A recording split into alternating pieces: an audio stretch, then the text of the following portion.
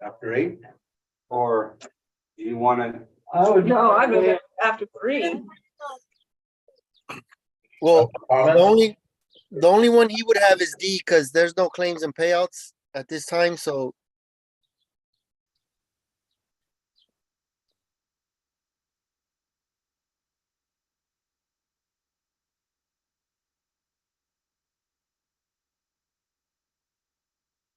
Hello, am I still connected? Hello?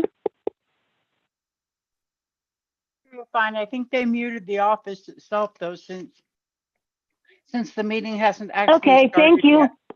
Uh-huh. Muting yourself? You're wrong, as soon as the meeting starts, it would just be. It does every time. Okay, let's try it.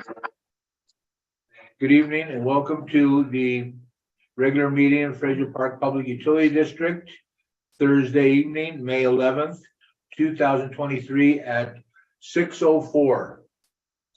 Roll call of directors. Director. Flex to the flag first. Yeah, please join me in the flag. I'm not asking you, you missed them. I didn't laugh, huh? Ready, begin. I pledge allegiance to the flag To the flag of the United States of America, for which it stands, under God, for all. Thank you. Okay, roll call directors. Director Gibson, here, beautiful. Director Nyman, Present. Director Schoenberg, Here. Director Kelly, Here. Director Garcia as the Chair. meeting chair. Thank you. Okay, discussion and vote on adjustment of the agenda if needed. Okay, I make a motion that we move 13 D as in dog up to C and D, Brahma, B? 13 C and D. 13 C and D, that's what it originally said, okay. Up to 2.1. Do I have a second? I'll second that. Motion has been made and seconded. Roll call directors. Can I add a friendly amendment? Director to that? Schoenberg, please. Can we also at the same time, as part of the same motion, table item 10 and item 11? I don't believe we have a closed session tonight. Okay. I'll accept that friendly amendment. How about you, Director Prescott? I'll accept that. Okay, motion has been made, amended, and okayed, approved. Roll call directors. Director Gibson, Aye. Director Nyman, Aye. Director Schoenberg, Aye. Director Kelly, Aye. Director Garcia is an aye, 5-0-0. Motion carried. Okay, number 10, C, 13. excuse me, 13, C. Discussion vote on claims and payouts. Okay, can you guys hear me okay? Yes. Okay, so for claim 14, the state had updated the forms 260 and 261, and I noticed that there were some mistakes on them. One being that the new revised form 260 only had budgeted amounts for the meter project and not the well project, so I brought that up to their attention. They revised it. But then when I received the revised form, I noticed that Gerald Garcia's name was still on there for authorized representative. So they just send me an updated form with the correct budget amounts for both projects, and they put Rebecca Gibson's name now under authorized representative. So I'm gonna need to resend those documents to Tiffany for signature. so that claim 14 can be filled out and processed.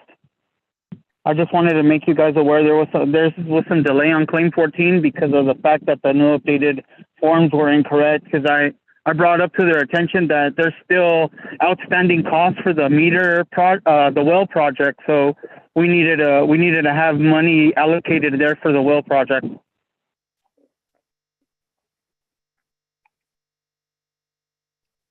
Okay, Okay, so claim 12 and 13, we have to have Becky re-sign the forms and send them over?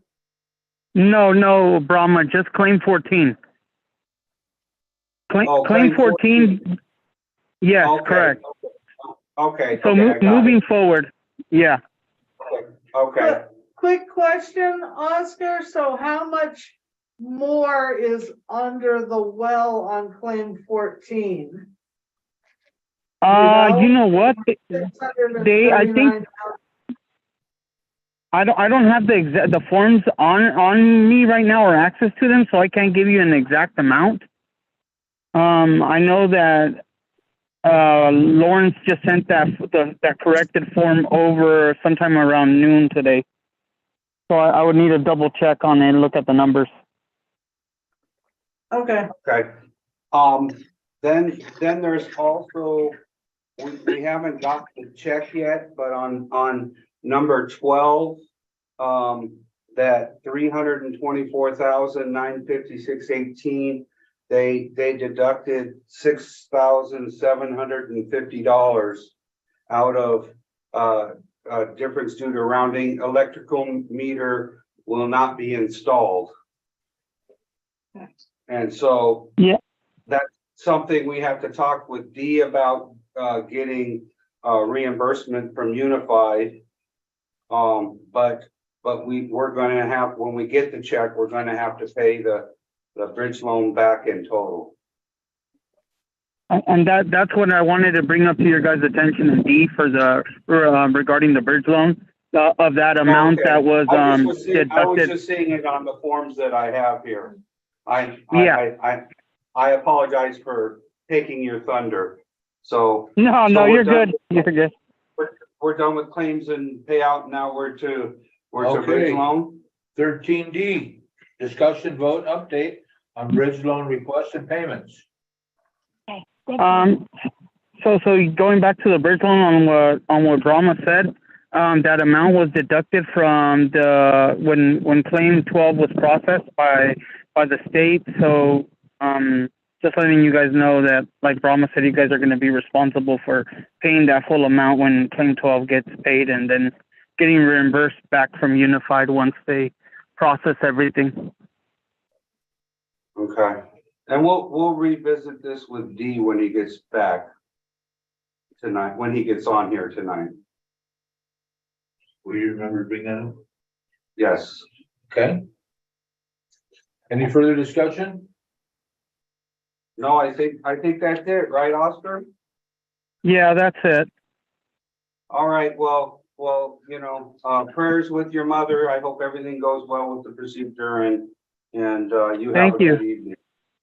Thank All you, right, guys. I'll follow up with you on Monday, Tiffany, regarding the form for claim 14 and moving forward. Okay. Okay. Thanks. Everybody have a good rest of your weekend, and I'll talk to you guys soon. Thank you. Thank you. Bye, Oscar. Okay, Bye. do we have any public comments? Number 4. Not seeing any, we'll move to number 4. Report of officers. President, do you have a report? No, I don't have anything to report. Thank you. Vice President?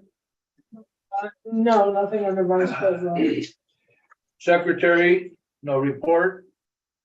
Treasurer? Yes, we received our water hauling money, $195,497.38.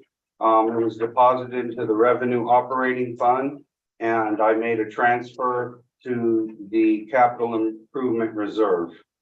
And then there was one other, we haven't gotten into financials yet, but they did credit us $55 on, from last month's, one that they've been charging us the $55. So I have to look and see what I have over there and make sure that they've, credited us everything that needs to be credited. I think we might be up to date, but we may be off. I want to make sure. And, so that's that. And then lastly, we're gonna have to, look at, the, bond book and figure out, because when I put in the interest and figured out the interest and put it in the USDA payment account, they actually took less money than what I put in there. So somehow I've figured out something incorrectly, or it may have something to do with, I just don't know how one of them is so far off, but two of them were like $25 off. So, I don't know if me and Lisa can do that together. I don't know what we would have to do that, because I'm not on a financial committee. So how would we do that? Does Lisa have to look at it, or you and I can't look at it and Well, with Deborah and get it? I mean, figured I out? guess we could, you and me could try and Or look it at. could be looked at, since you already did it once, it could be looked at as so that I can look at it. Okay. It could be looked at I as would be okay with that. financial, because it's part of the budget, so I can look at it as part of the budget. Okay, so let me send this over to you. It shows, I took a picture of what they took out of the USDA.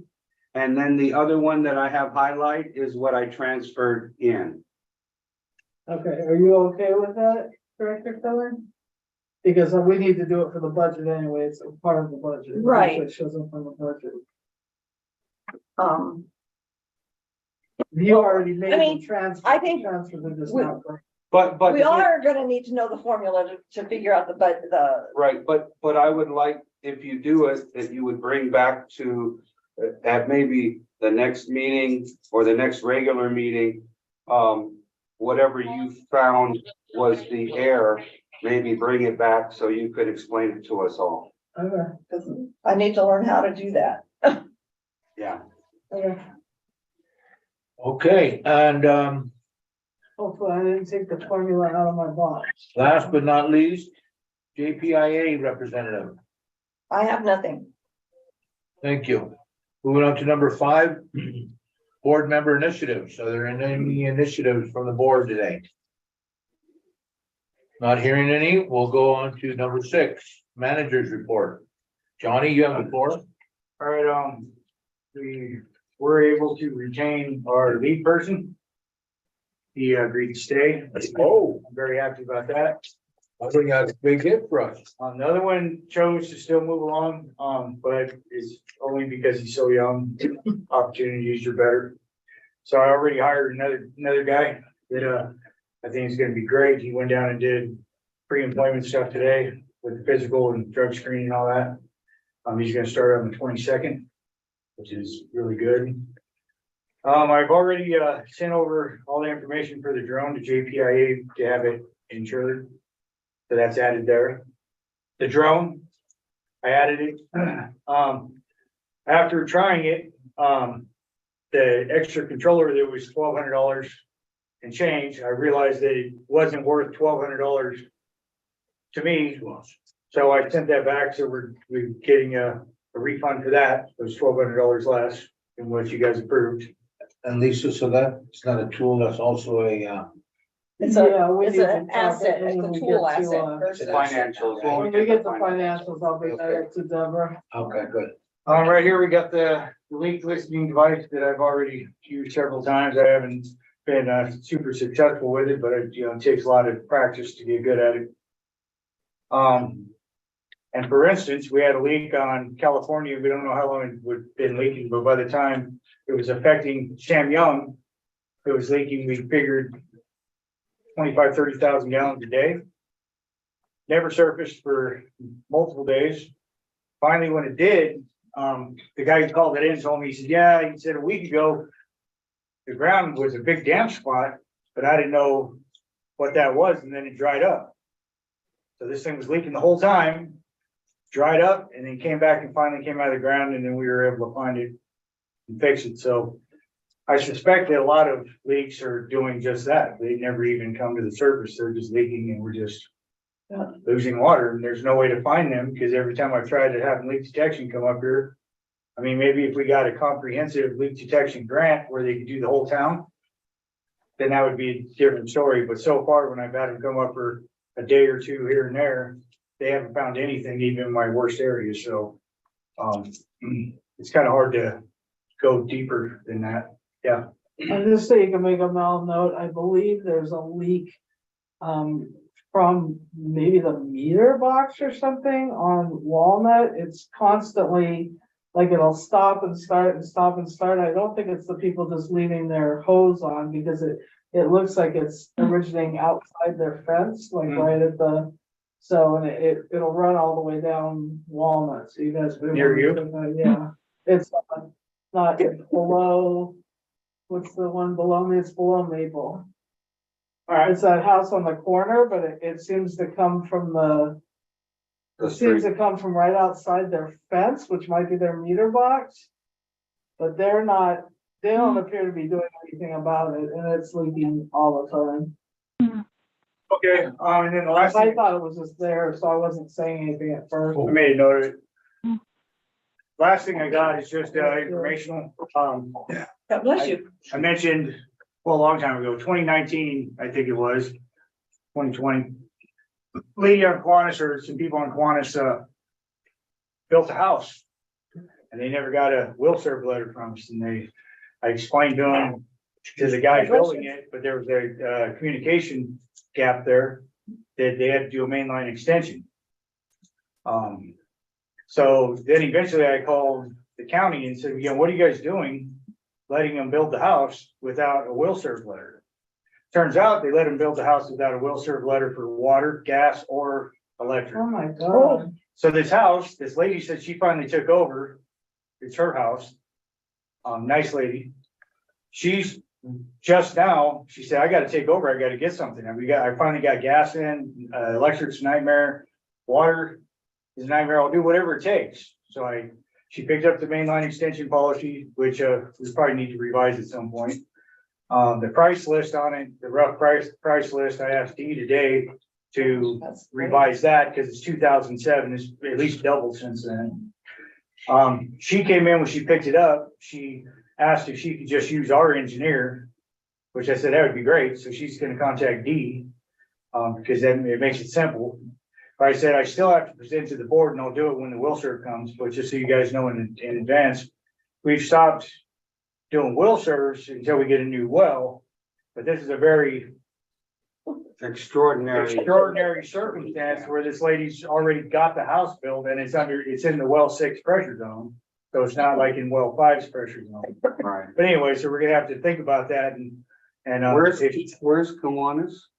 like 2nd Street up off Pine Canyon on the left. Oh, okay. I've been watching them build that house. Yeah, and she's gonna spend a lot of money, because she's gonna have to cut Pine Canyon and trench all the way down and put in a 6-inch line, and so it's gonna be very expensive for her. So anyway, just FYI, that's been what I was talking to her about today, so I'll bring that back when What is the county's position on this? He said, oh, well, I'll check into it. I said, well, you better check pretty quick, because I talked to him the first time, I called him twice. The first time, they were just starting the process, framing, or first they poured the slab, and then they framed, and they had a water tank sitting there. So I called up and said, I don't know what they're doing, but they're not allowed to do that. They have to get a will serve letter from us. Oh, well, I'll check into it.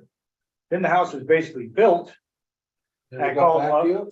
No, never got back to me. I called back up again. Hey, what are you doing? Well, we're not gonna sign off on the house until she gets the will serve letters. Well, that's kind of backwards, you know? Yeah, very. I mean, you're supposed to get all three of those apparently. She couldn't even get a temporary power pole installed because apparently you're supposed to do that before you start construction. So once they did get along in construction, they wouldn't do the temporary power pole. So she's had a nightmare. And God knows how much money she has invested. Who in is this. the construction person that's? I don't know. Well, but I know had a very that hard time every time. I had a hard time trying to communicate with him. I was trying to get translators, to translate for me. Okay. Spanish? Yeah, Let me know. yeah, I forget what was happening at the time, but I think I did try at the time. You're off the hill or I'd be something. glad to provide that service. Yeah, and, but anyway, so that's where I'm at and that's what I got. Okay. Wow, that sounds like a nightmare. Okay, thank you, Johnny. Administrative assistance report, Tiffany? Sure. Yeah. I think we're very nearly done with getting all the board training done. The last of it should be done next week. So by maybe the next meeting, we can move on to what we want to do next as far as if we want to go back to the transparency. And then everything else I've been working on will be agenda items. Okay, beautiful. Thank you so much. Can I ask one more Yes, question? Director of Schultz, Johnny, go ahead. go backwards for a second. Johnny, do you have a list of all the recent in like the last couple of years? Actual, stuff that's meters that have been put in? Like the ones. Are you that have talking about been new will paid for, serve letters? New will serve, well, not just the will serve, but an actual, I mean, the will serve is just a deposit, but the actual. Bill? No, I don't- meter installation. I don't necessarily keep a list of that. There's always so few in between that I haven't kept a list. I You know. guys approved the will serves and then the file. You know, when we install them, it's completed in there when they make their money. So I mean, it could be researched. So okay, cause I would like to look at that again for our audit. And it's, you know, very few, but yeah, I mean, we definitely keep they pay the $200 deposit and then I put the $7,800 or whatever it is. The remainder, and then once that happens, we install it. Tiffany's got that, I mean, Tanya's got the front desk, right? She should, yeah. So can I just ask her Yeah. or Yeah, just ask her for the will serve book. again? Okay. Yeah, cause we looked at it once for the audit from 2021, but I knew it for 21-22. Okay. Number 7, standing committee reports. Accounts payable committee? We met, went over the invoices and asked Deborah to cut the checks. And we'll talk about all that in the financials. Thank you. Next, state update meeting committee.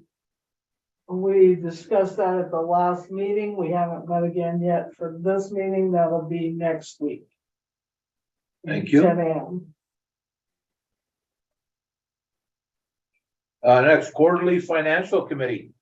So we did, meet, I think we discussed that, yeah, that was before the last meeting as well, so. So we have not met again, we won't be meeting again until, whatever it is, July. Okay, cool. Thank you. Number 8, ad hoc committee reports. Project committee. So I don't think we've met outside of, our normal, we haven't met as an ad hoc. No, we haven't. State update meeting, so. No. Okay. Project committee. Financial committee. Oh, sorry. And financial committee. So we have met, we discussed on one of our meetings, the information for, which already happened, but it was, happened before the last meeting also, and then after the last meeting. So we met basically to discuss whether we could afford, or start to try to discuss whether we could afford the changes in pay. And so we're still looking at that. We have not set new dates, but we definitely need to set some additional dates, and we definitely need to start going over this month, with Deborah as well, the audit for 21-22. Okay, As soon as Becky and Deborah and I figure out a date for that, we need to start meeting again.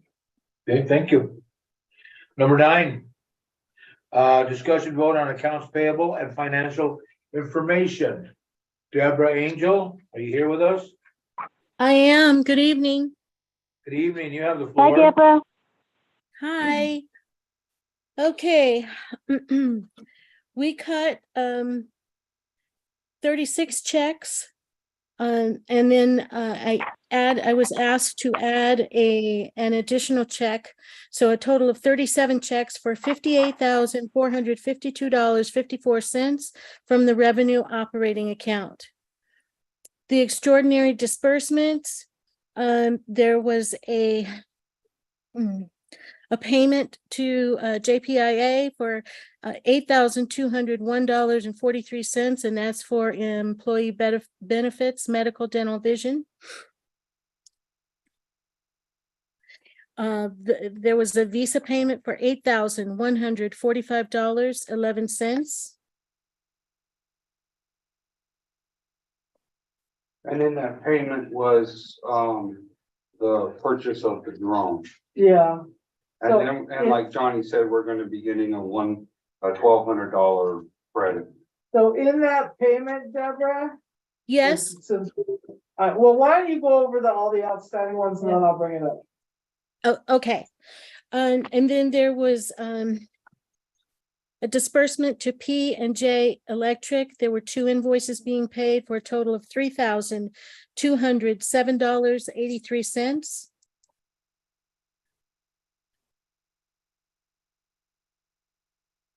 Our Edison bill was $6,321.73.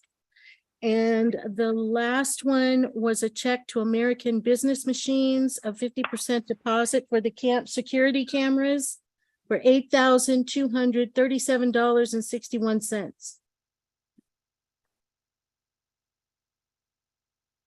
And those were all of the extraordinary disbursements.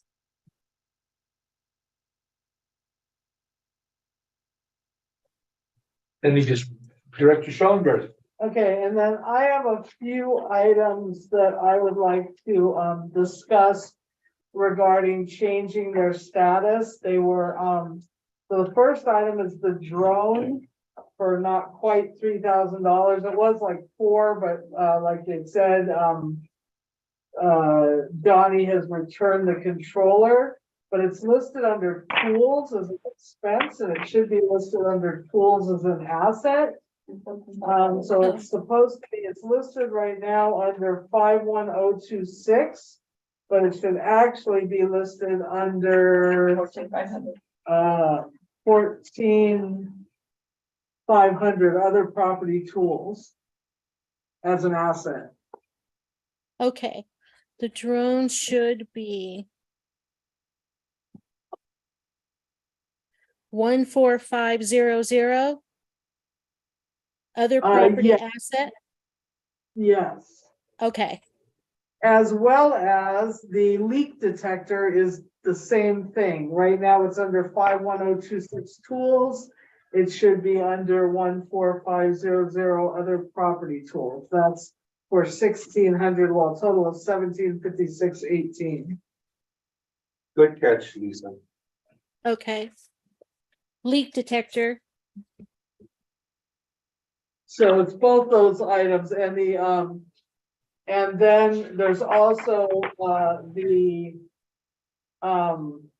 little hard drive, the little, that's listed incorrectly too, because it was under, it should just be under office supplies, because it's sort of an expendable. It's, I think it's also listed under tools, which let me find it, hold on. This one,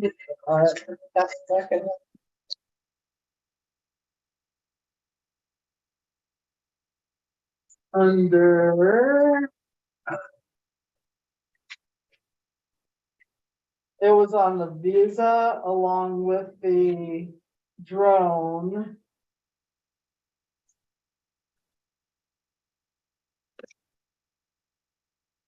Sorry, there's two items that were there that I had a question about, so.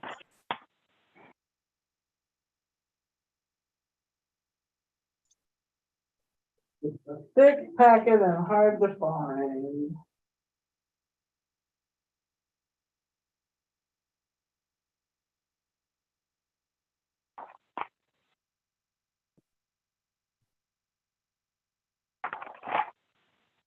Well, I may just have to tell you because I'm not finding it, may have to just tell you to take a look at that.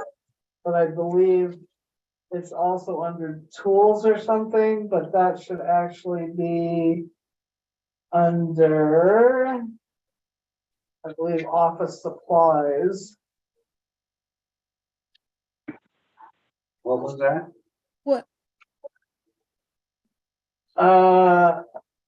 And then there's some refund stuff that'll be kind of weird too. So that was it's the little, drive, it's the little, it's not a thumb drive, it's a, USB drive? no, it's a little card. It's the, SD card? SD card, yes.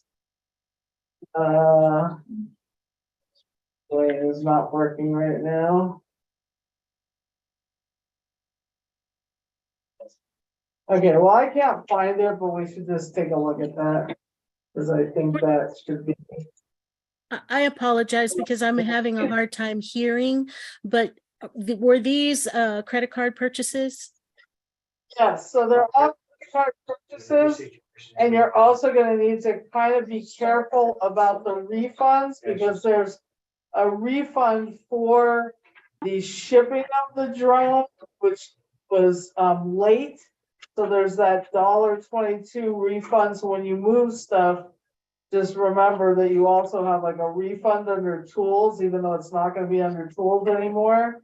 And then a refund for the actual controller, which I think is under tools right now, and that shouldn't get changed because it's gonna be removed completely because it was returned.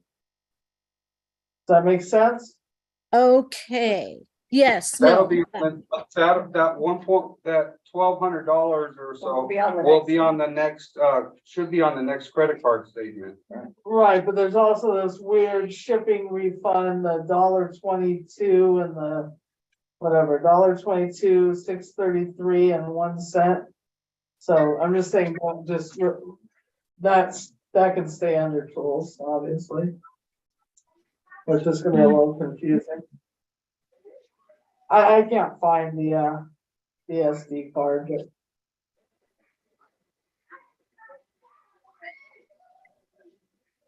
Okay. And I, oh, here it is.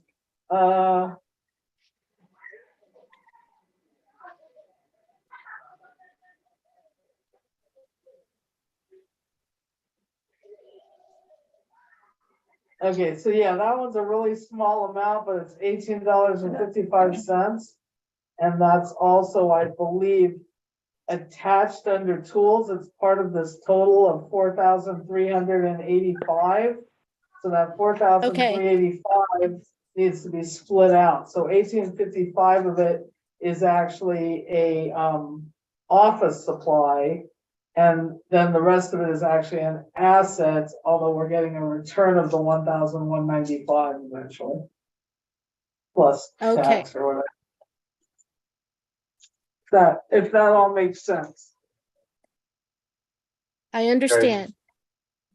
before we pay our bills, I wanted, or could I guess I should, well, we can pay our bills and then we can talk about another issue. I'll entertain a motion to pay our bills. I'll make a motion that we pay our bills. Motion has been made. Do I have a second? I'll have a second with, I'll make a second with those changes that we discussed. I'll accept that friendly amendment. Motion has been made, updated and approved.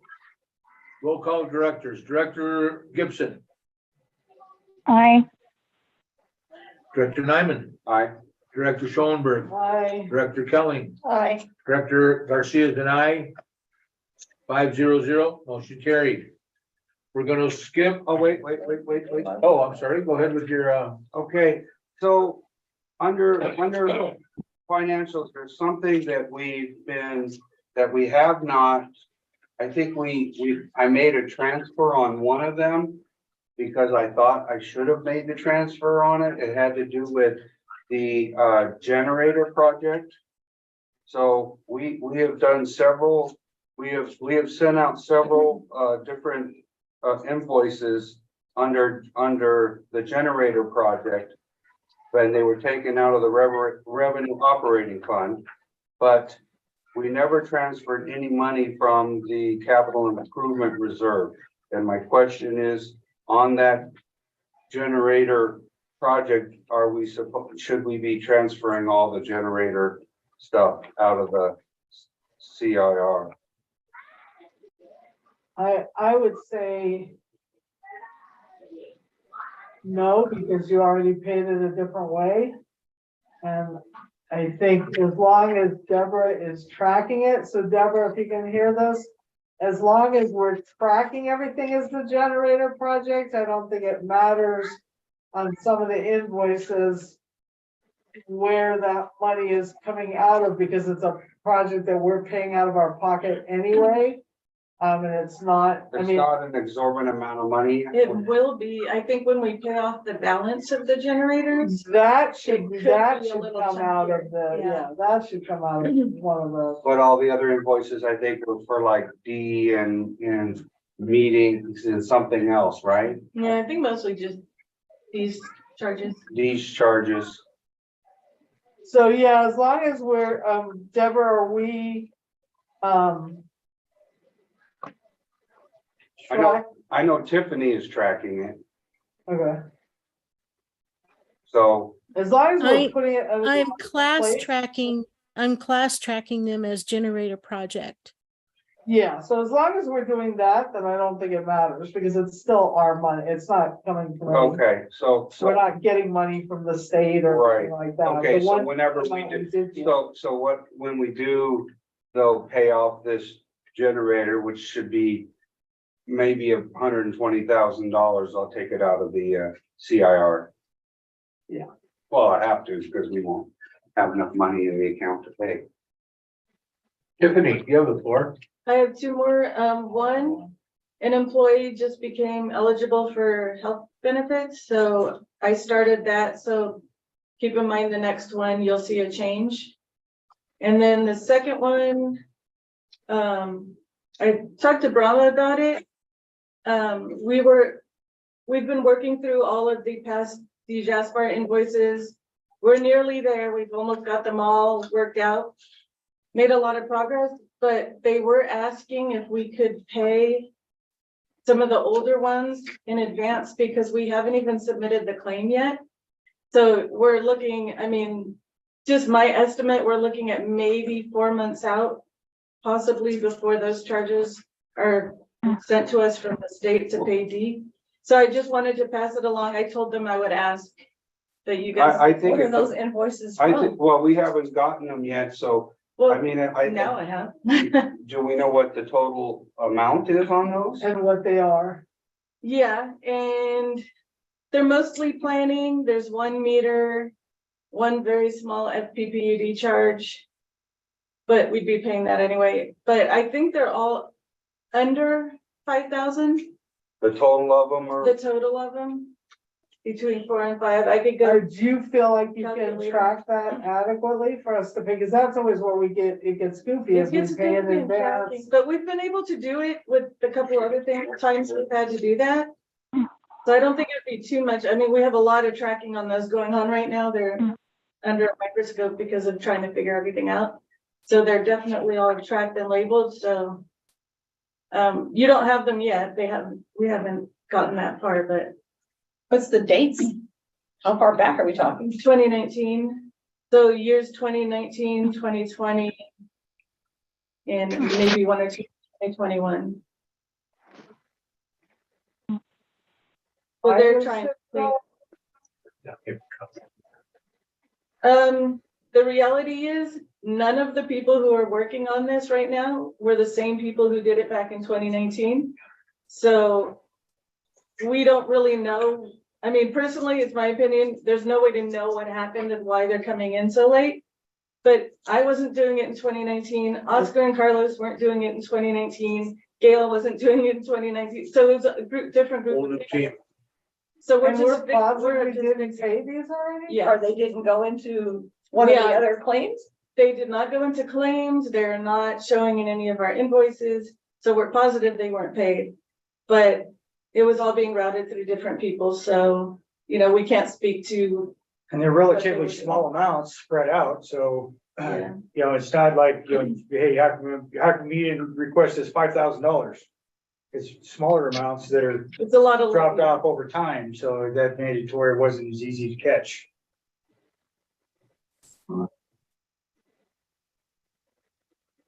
I Thank you, Sean. personally am good with it since it's, not an exorbitant amount of money and I think we can handle it as long as Tiffany feels comfortable with the tracking, then I'm okay paying it. Just personally, I'm okay paying it ahead of time. One thing I'd like to point out is that if anything, the small discrepancy did come up, he's offered to pull his checkbook out here in the boardroom numerous times to pay us back. If we could show him that there was a mistake, he would make it right, so pretty safe to pay him. As long as the state's gonna pay us.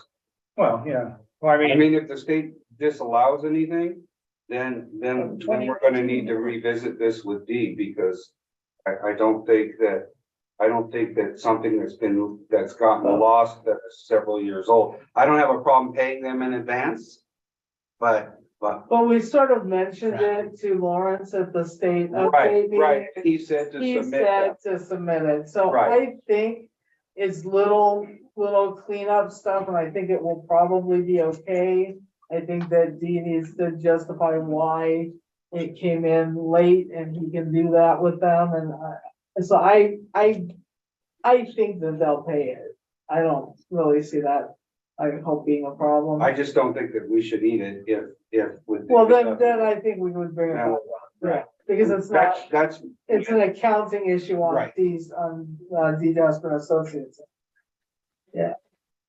okay, And we will do that in our next And, AP. and we do already, I had brought up the possibility of paying Tiffany extra for all this tracking, but her tracking, the tracking would actually cost even more. Right. So, but just so we all realize that we pay and don't get reimbursed a good amount for all this tracking. So we just need to keep that in mind. So if it is something that they don't allow, then yes, I think we would bring that up. So Okay. are you guys giving the go ahead to include them in the next claim? yes, Okay, Yes. But we're going to pay them before that. Good question, Carlos. Thank you. yeah, as long as they have them out before the next claim. Yeah, I mean, I've sent all of 2019 to Carlos already, Okay, and I think there's just one or two that they're, doing final tweakings on, but okay, we've got almost all of it squared away. okay, Dee, did you hear that? So whatever ones that you have left that you're doing final tweaking, we need to try to get them to Carlos, before the next claim goes out, so that we can get them all in one claim. Okay. And Gail will send them to me because we have to determine if they're for Carlos. Okay, well, yeah, We have to see what Well, they're of for, and course. then we'll move them on. right, but whatever's left that you haven't sent I over, think there's 3. could you have Gail make sure that she gets them over right away? Will do. Thank you. Okay, we tabled 10 and 11 earlier. Let's go on to 12. Discussion Excuse vote me? update. Before you move on, Yes, Deborah? I do have a question and it just hit me because we were talking about the drone. the camera security system, I have it posted as office expense. Is that correct, or should that be moved to asset as well? That should be moved to asset as well. I missed that. Okay, That all for her? Yeah, I we mean, is didn't look at anybody? that. Huh? So we didn't look at that. Yeah, that came afterwards, Deborah. It wasn't even something that the financial, I mean, that the AP committee was able to look at because we paid it after they had looked at things, so. But yes, I would, I think that should be listed as one item, even though there's multiple cameras.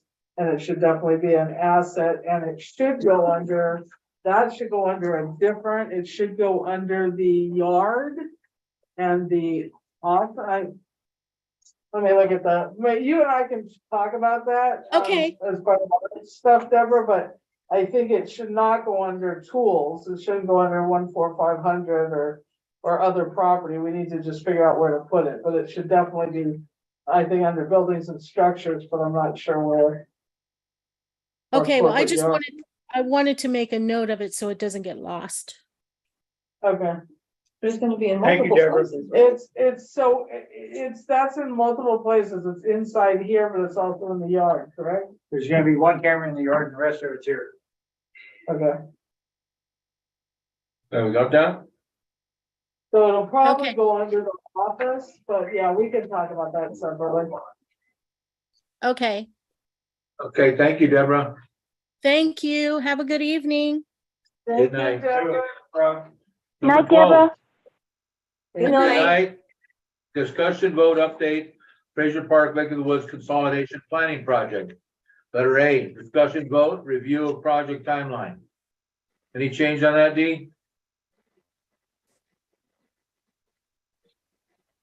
No change.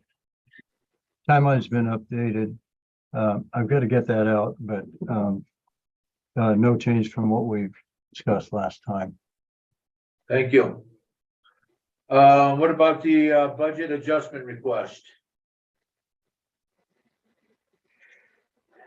Nothing on that. Lawrence had questions. I forwarded his questions to Dee and to the Project Ad Hoc Committee.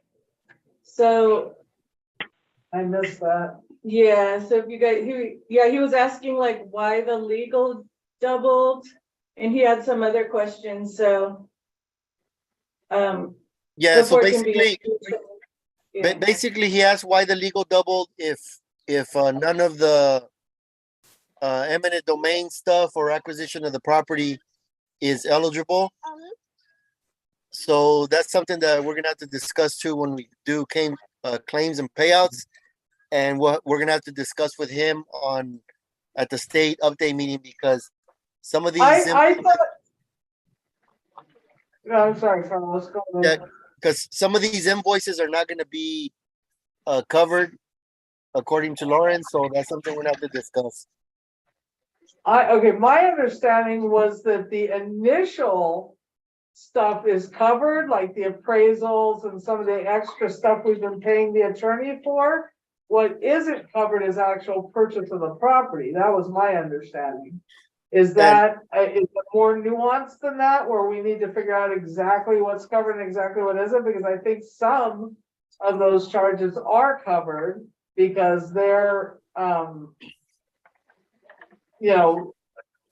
in the, Yeah, my initial understanding was that all that stuff would be covered and just not the actual purchase of the property, and then right, not anything that you had to discuss with the attorney about eminent domain.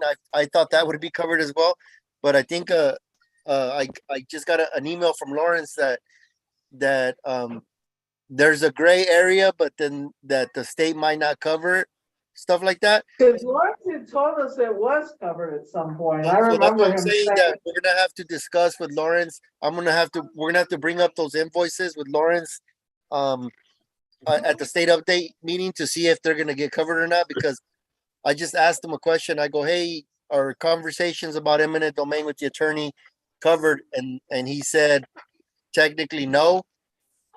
So that's something we're gonna have to discuss with him.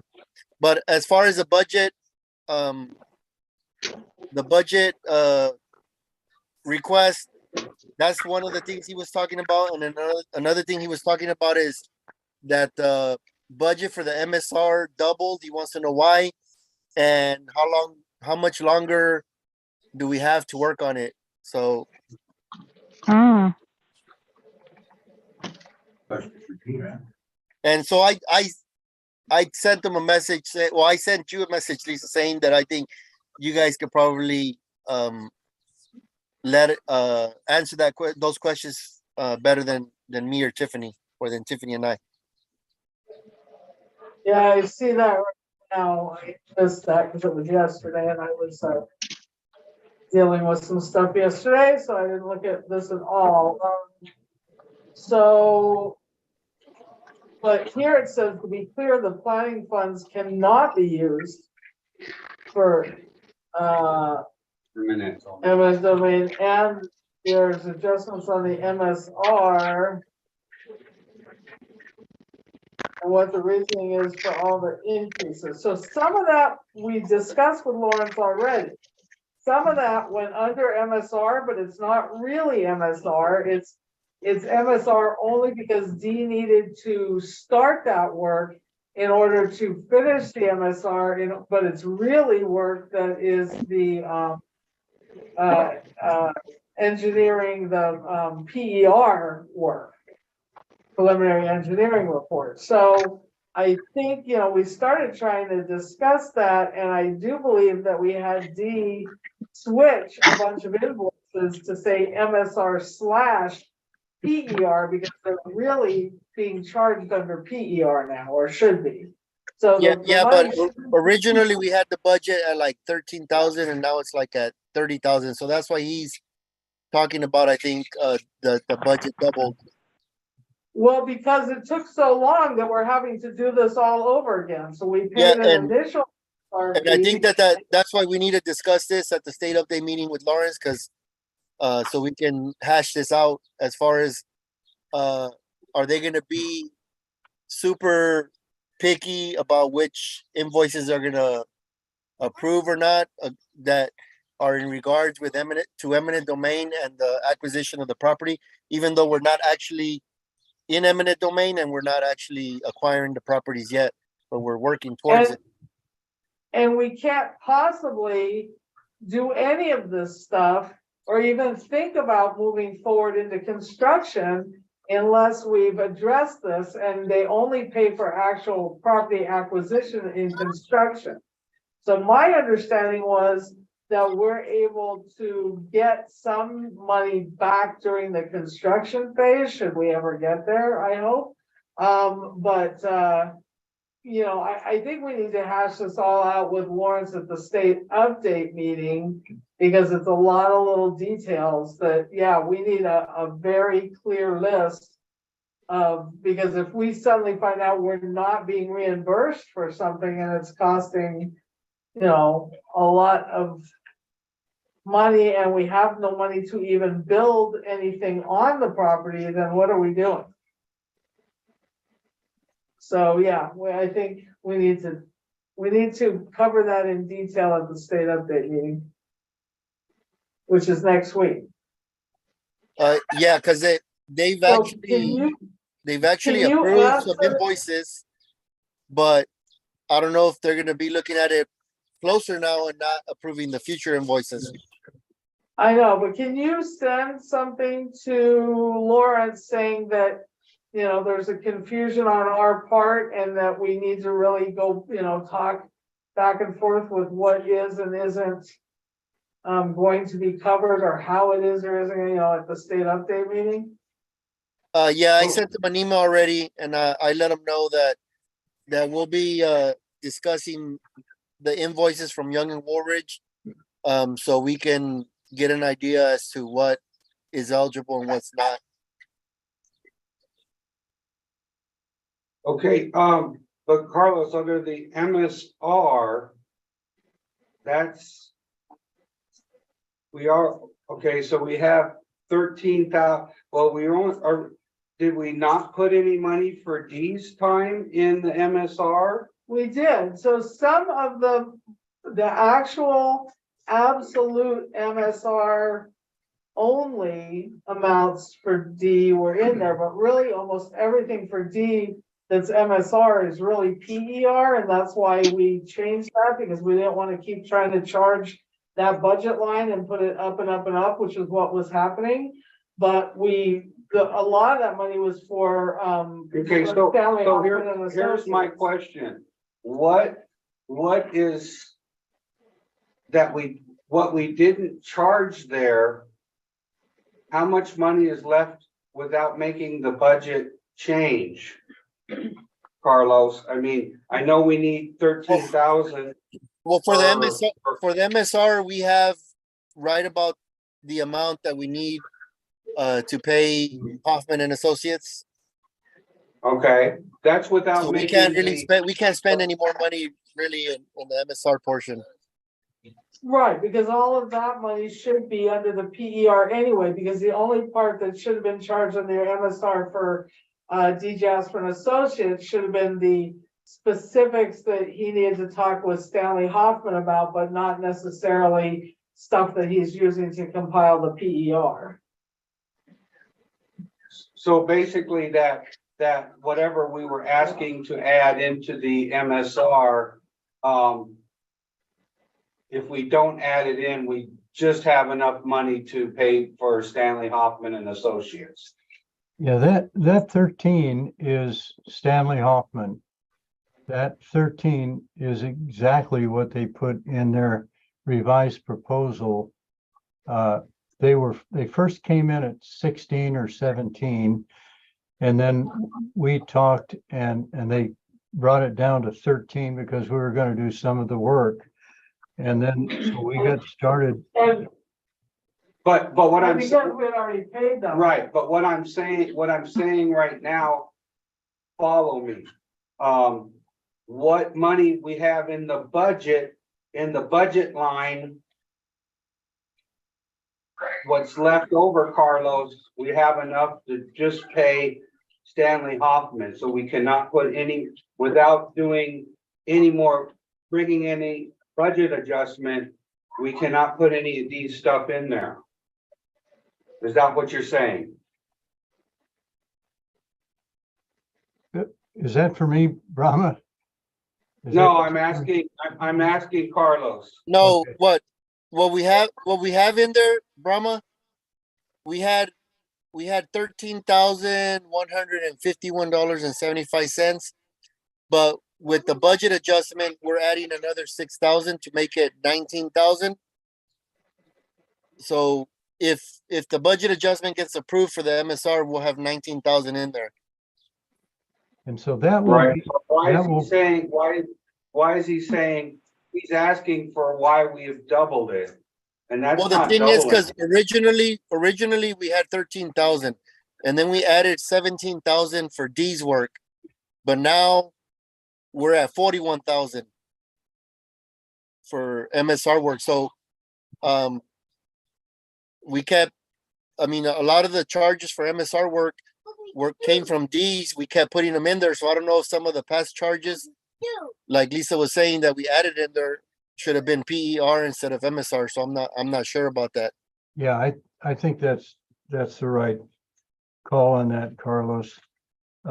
Because our original thought, our original budget that we sent in, we increased it a little bit. It was 16 and then we went to 18. And for the engineering portion of that. And then the MSR portion for Stanley Hoffman, and they write the MSR. We just put information into that for them to write the MSR. And that writing of that MSR and putting all that together is the 13, I think it's 13 something. That's for Stanley Hoffman. So all of that And we work need really, to remember, that they were paid once to do this, but it's taken so long that they had to go back through and revise things. And so it doubled the amount, the original amount we had set aside for MSR, we paid. And now we're paying again an additional amount to have them revise it. Yeah, So so that, this is something that we're gonna have to explain to Lawrence so that he can either approve or tell us, get out of here and you can't do this. So we're gonna have to explain this to him so that he can approve this budget adjustment. But I mean, we also have to explain to him why the increase in the attorney's fees, because eminent domain and acquisition of property is not covered. So Well, I think that's why we were putting extra money in there, because we were under the impression that Lawrence said it was okay for, I remember that Okay. all along, said no. no, Eminent domain, I mean, the legal fees and stuff were, because that's why Alan had to get a hold of the state attorney. Was because going eminent domain is not part of the project and they won't pay for any of it, is what Alan's response was from talking to the state. no, attorney. that's why he had to talk to the state attorney. And that state attorneys told him that there was gonna be no, that you can't envelop eminent domain under the state project. That's the understanding I have. But anyway, That's not the understanding I had, so we need to talk, and like I said, we're just going around in circles unless we have Lawrence here. Next week. And we look back at our notes from what was discussed at previous meetings. Because that's not my understanding. My understanding is that he told us. I do know he told us some stuff couldn't be covered under planning and it would have to go under construction. But Well, we can't do anything until we talk to him, right? right, You said next week is the, next week is the meeting. okay? but, here, can I ask a question, Carlos? So if we don't get this budget adjustment approved or approve the letter tonight, then, are you gonna be able to We put, already approved the letter and sent it to him, Yeah. didn't we? And that's why Lawrence is asking questions. It already went to Oh, Lawrence. yeah. Mhm. okay, but is that gonna affect our next, claim?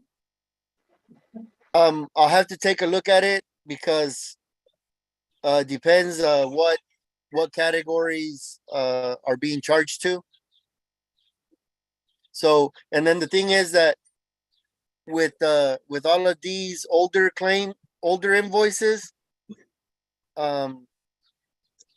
if we do engineering admin without the approval, there's only 3,000 something in there, and most of the old invoices from D would fall under engineering admin or consolidation engineering and admin.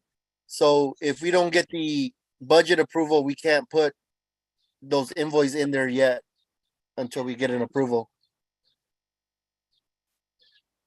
Well, But we might get that category approved. The categories that he has questions on are the legal one and the MSR. And the MSR, Yeah. okay, well, I guess we can have him.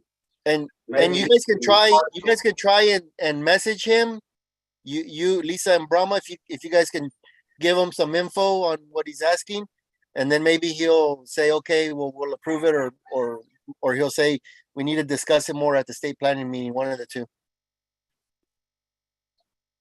I think it might be difficult to do that, and that's why I'm suggesting that we do discuss it at the state planning meeting, because first of all, we need time to look through what was already discussed, because I'm pretty sure, since we have, I'm gonna have to listen to the recordings of the state planning meeting. Because because if none of that's gonna get paid for, then I'm not sure. I don't know, we need to look at some things. I don't know if we have time, it's only a week away, so wouldn't it be better to just let Lawrence know that we're trying to discuss this and that we have questions we need to ask him at the state update meeting? are you putting it, I mean, you're not putting the claim in until after the state update meeting. Yeah, Correct?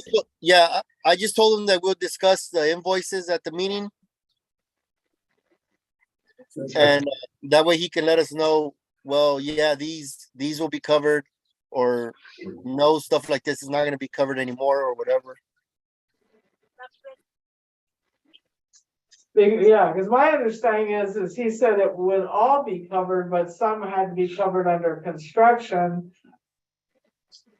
As long as we were doing everything correctly, but if that's not the case, if we're having to, if none of that's going to get covered, then I think we need to look at some things and see what this is gonna cost us. I thought it was just the eminent domain legal fee part that was not gonna be covered, but the rest of it could be folded in. Well, he was questioning the MSR budget. Yeah. And I guess D needs to look at what he's got left, what, you know, is there. There shouldn't be, but we have the document is like, Right, so what I'm saying, everything else should go under PER. right, so as long as D's okay with that, and we have, without the what I kept asking the same question over again, what we have left in the MSR budget without making this budget request, we have enough to cover the 13,000 for Stanley Hoffman, correct? He said we did. We have Okay. just enough. So, We have $13,151, but I think you guys said that the Hoffman contract was 13,500, if I'm not mistaken. Right. Okay, so- We did, we don't have enough. okay, We don't have quite so enough. we might have to ask him to just move, you know, whatever, the $350 or whatever it is, to make it 13,500, and everything else that D has left has to go under PER. Right, because I think some of that was a misunderstanding. It was getting charged under MSR, but it really, yes, it's needed for the MSR, but ultimately it's being used for the PER, and there's a budget for the PER. Because we made the Coming out of budget that. request to put it in the MSR, and Right, then, that's what and then we we didn't understand. ended up changing it to the PER. Right, So, yeah, so I think we beat it to death. D, is that correct for you?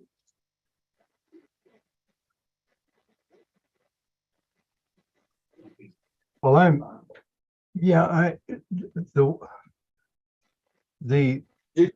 the preparation of the MSR by Stanley Hoffman was that 13 something. Our portion of that, and I'd have to look back at the memo that I sent years ago, was 18 something. So those, Right, but D, yeah, but D, those charges have already been, that never got. correct? I'm not clear whether that got added to the MSR budget or not. Carlos, did the 18 get added to the 13 to yeah, yes, develop that budget? Yes, the budget is at 35,000 right now. Yeah. For the And- MSR, so that includes your portion and Hoffman and Associates. Right, and then, But then we discussed adding another 6,000. right, and.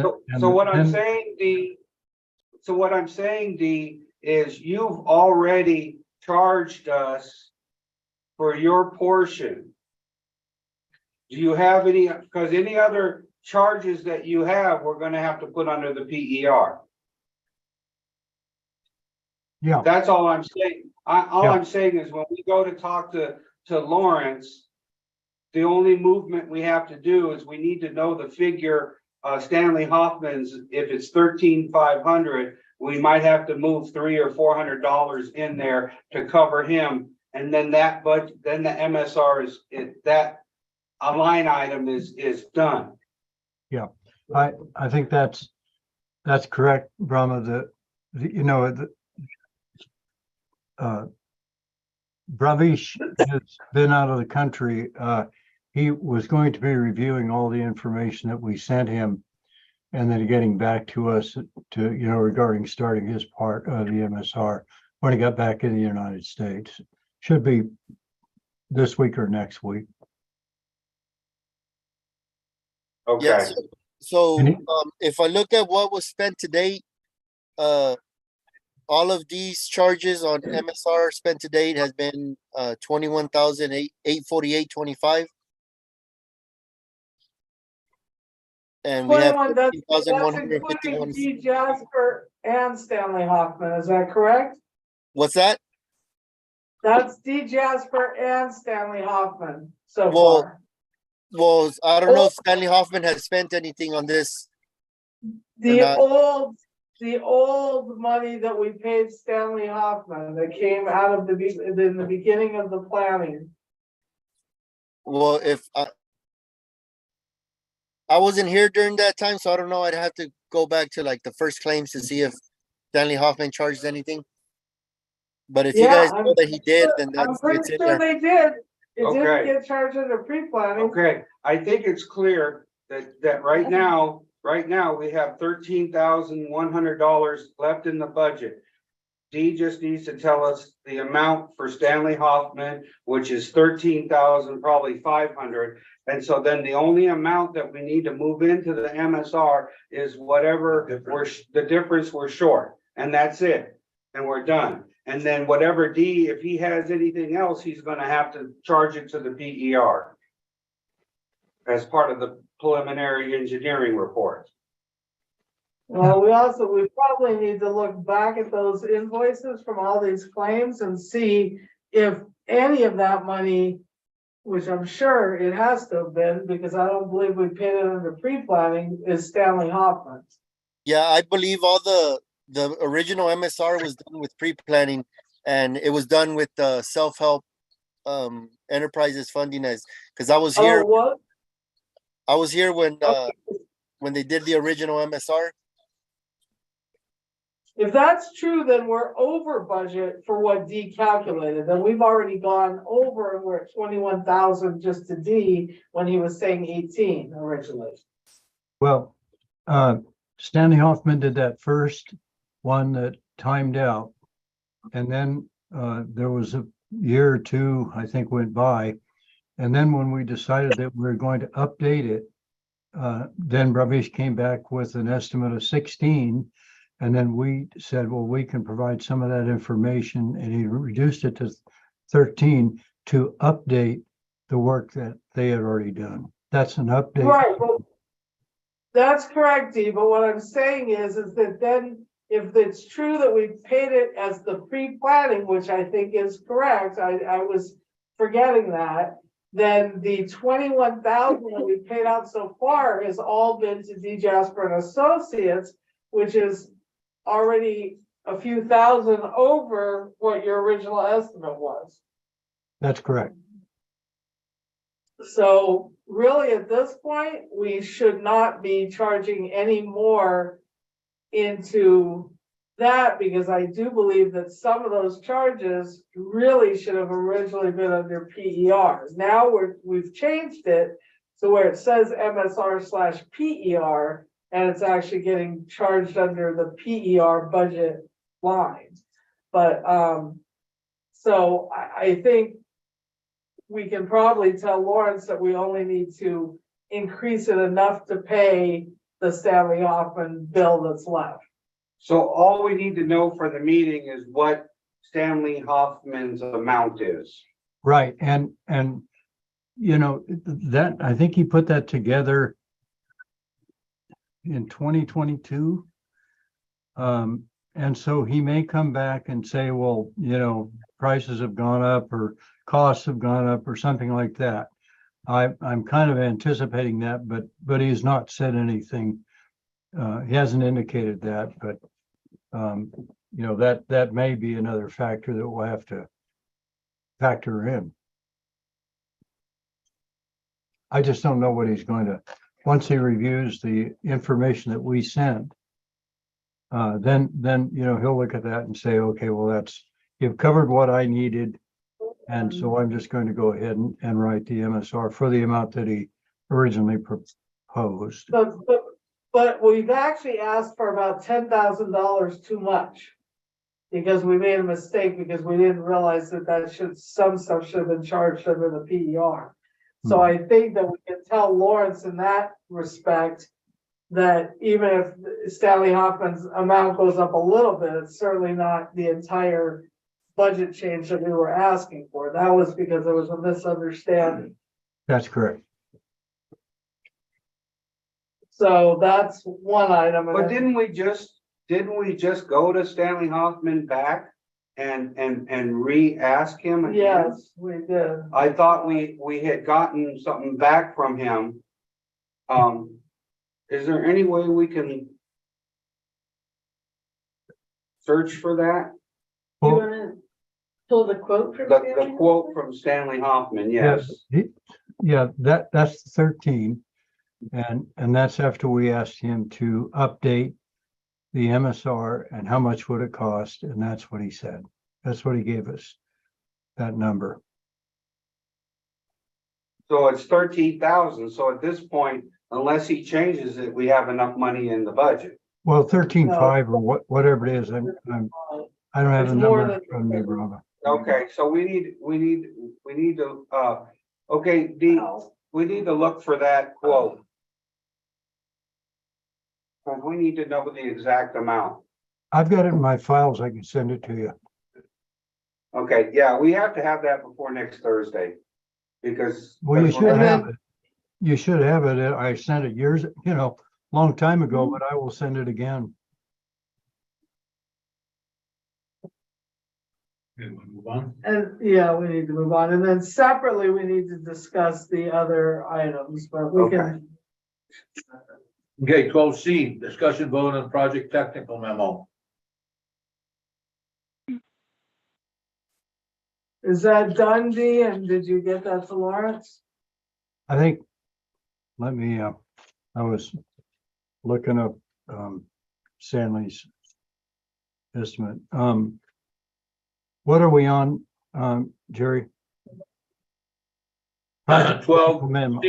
Yeah, the, technical memo. yeah, the technical memo or the preliminary engineering report is, I'd say 66% complete. And that is the But- PPR that we're talking about. Right, but you were gonna get, before the PER, I understand that technical memo goes into the PER, but you were going to get information ASAP to Lawrence so that we could move on at all, which is this technical memo about well 8 and well 9. So you needed to get that information to him before the PER is done. And that was supposed to already have happened like a month or two ago, but we were waiting on it still because you had put, you were adding some additional information, but that was what Lawrence was requesting, before the PER is That- finished. That information is in the PER. There may be a little bit more that will need to be added to it. But that information, all of that, the updated budget, the updated layout, all of that is in the PER. So what has to happen, and we need to talk to Lawrence and let him know what we've got there, because what we have already may be sufficient for what he needs. Because he was looking for an updated budget and an updated layout, and that is Correct. PER. That's in the PER, Lisa. Right, but he wanted it before that, you said the PER is 60-something% complete. Lawrence wants that now so that we can move forward. If he doesn't get it, we're not gonna move forward at all. What I see here is the latest thing he Wait. sent us. Oh, go ahead. The PER, what it will do when we're finished with it, it will also consider the alternatives that we have. For instance, no project, But we're not, surface water supplies, not being available, drilling more wells or fewer wells.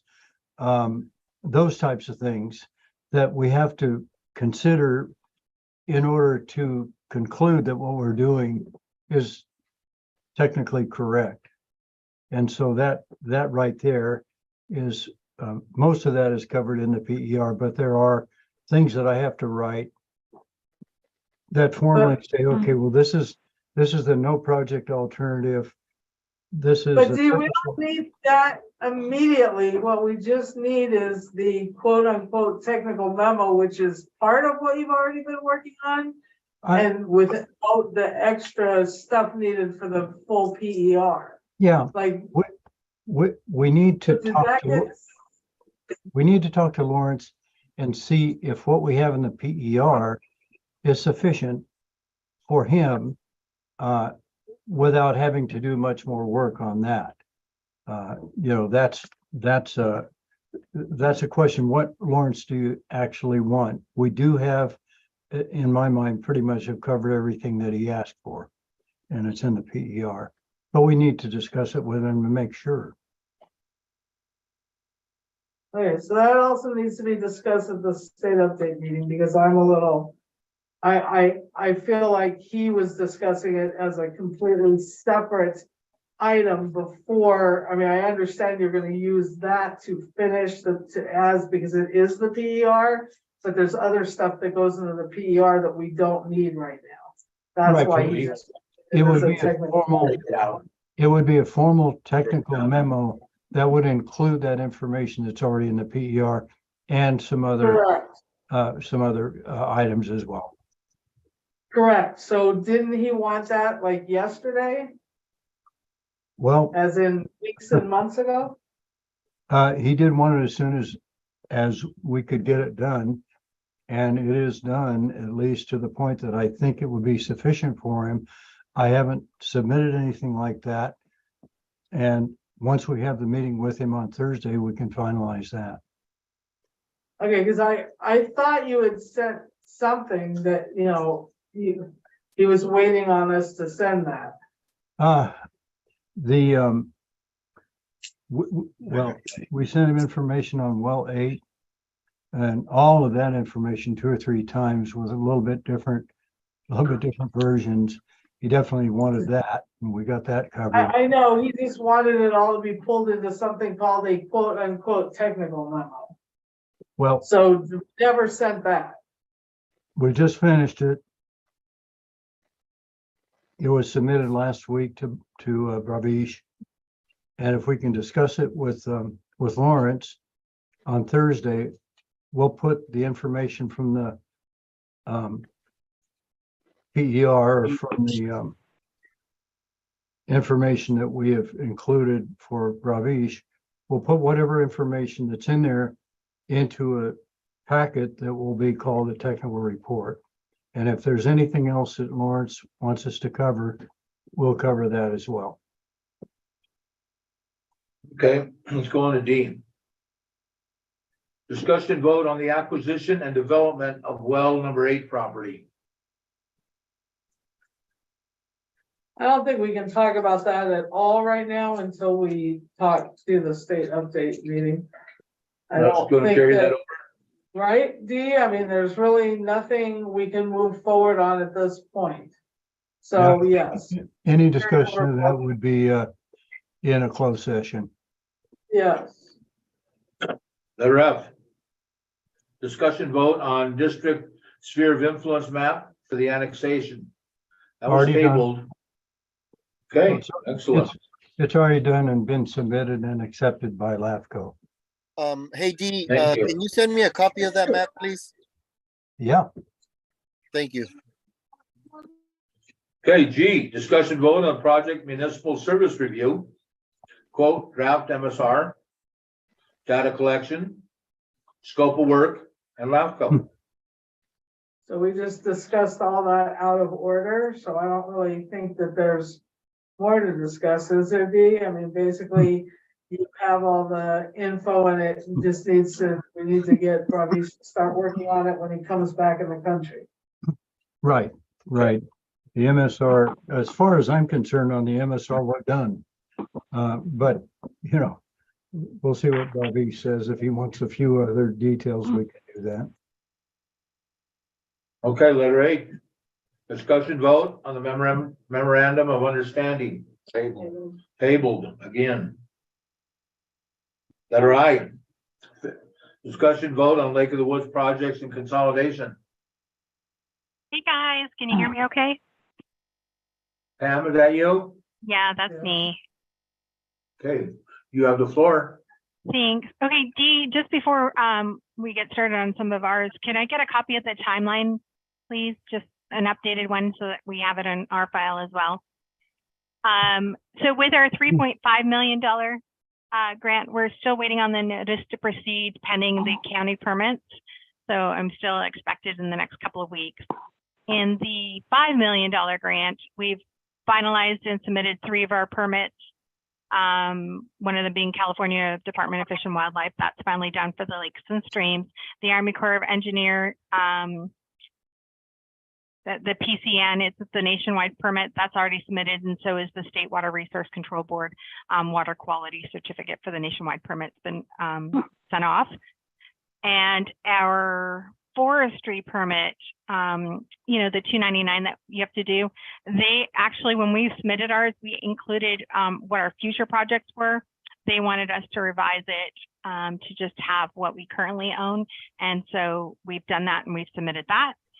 Updates on our wells are, all of them are recharging anywhere from 12.5 to 18.5 feet across the board. That's great. It's crazy, but it's also messing up our wells. You know, we're still pumping to waste well number 4 and well number 7 for high nitrates. Our blending station functions with well number 1, 2, and 7. And 7 was the one that had the high nitrates. Well, now 1 is starting to show high nitrates. It's above the MCL. So we're modifying our blending station. We have Witcher coming out. I think he was out today, but I didn't get an update on the status. So what we're going to do is, normally the blending station shuts well number 7 off when the nitrates get high. But now that well number 1 is acting up, we have to make it so that it shuts down all the wells when the nitrates go above 8.5.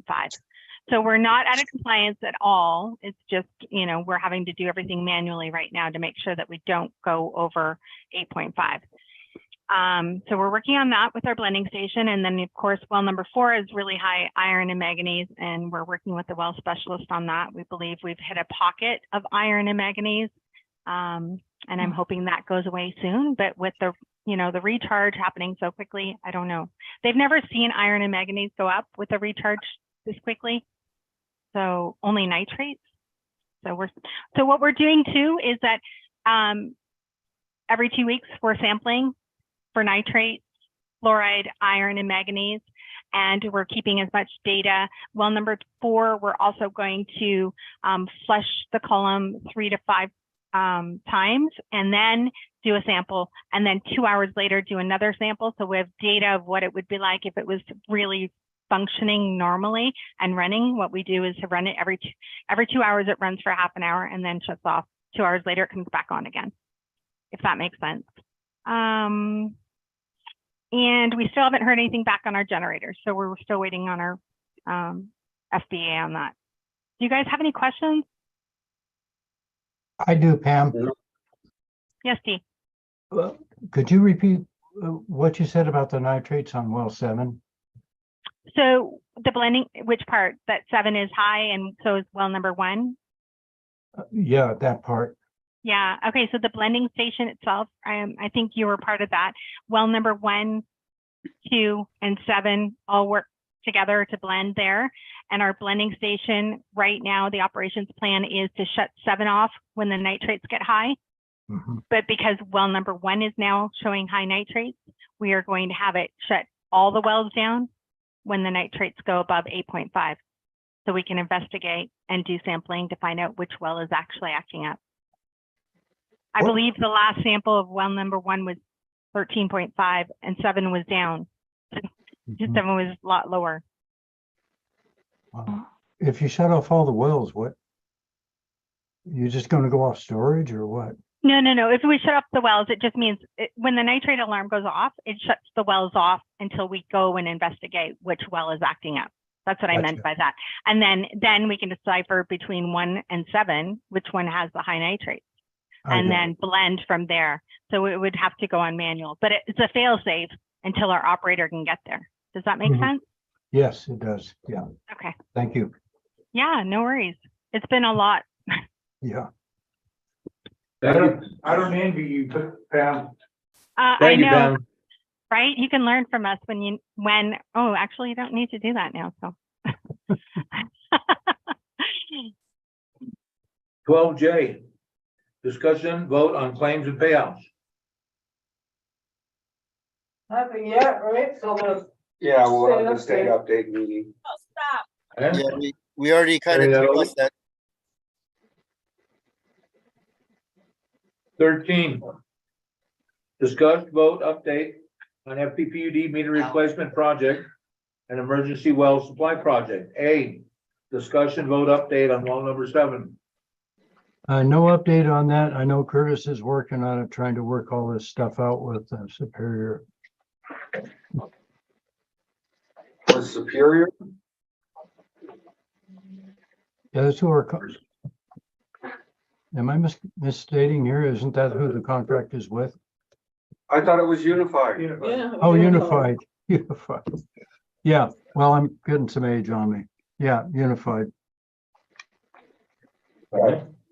So when do we think, I mean, we're gonna need to discuss that with Lawrence, because Lawrence is gonna wanna know those numbers probably next week as to what it's gonna cost to Abandon it. abandon that well. Well, we will do everything that we can to get those numbers together, Brahma. Okay, well, I'm just bringing it up because he asked about it last meeting, last month, so. Yeah, you have, we have to deal with Unified and come to an agreement as to how much this contract is going to be worth. So it isn't, anyway, it does take some negotiation. I know Curtis is working on it. Okay, all right. Letter B, Also, let's, so just to bring that up, since this is the place to bring it up,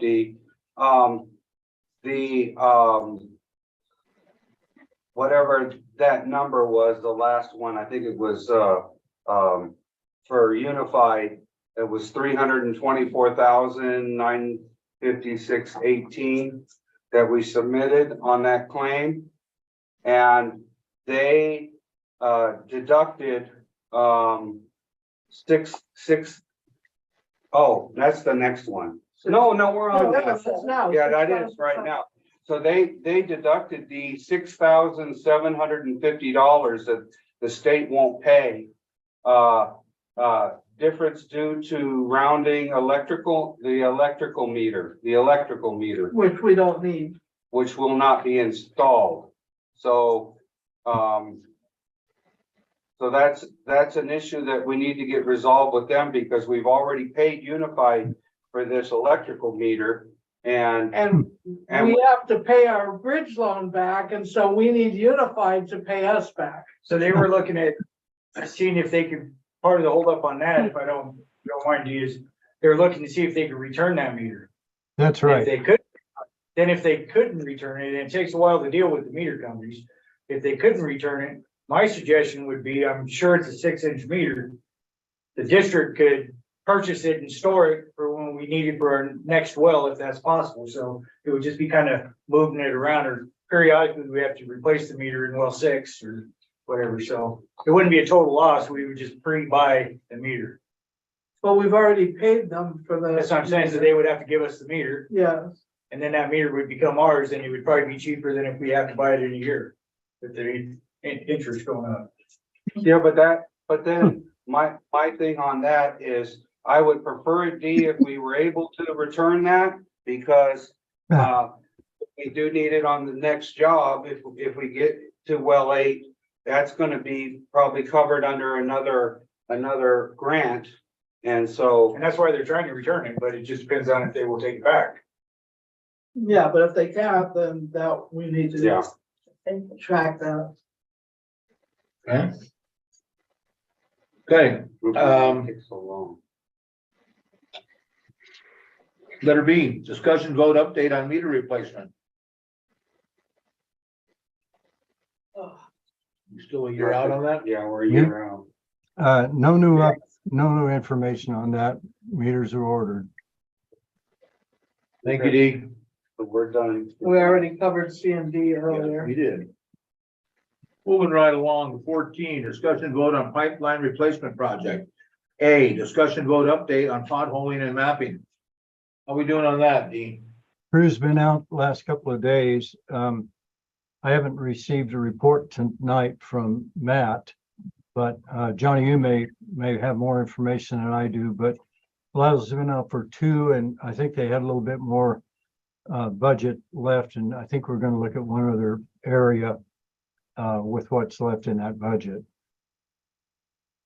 And so that's where we are. I think they may be out tomorrow for the day. And that'll be it on that? Yep, that's it. Okay, and then you'll, okay, then I guess we can talk on the next one. B, discussion vote on project budget.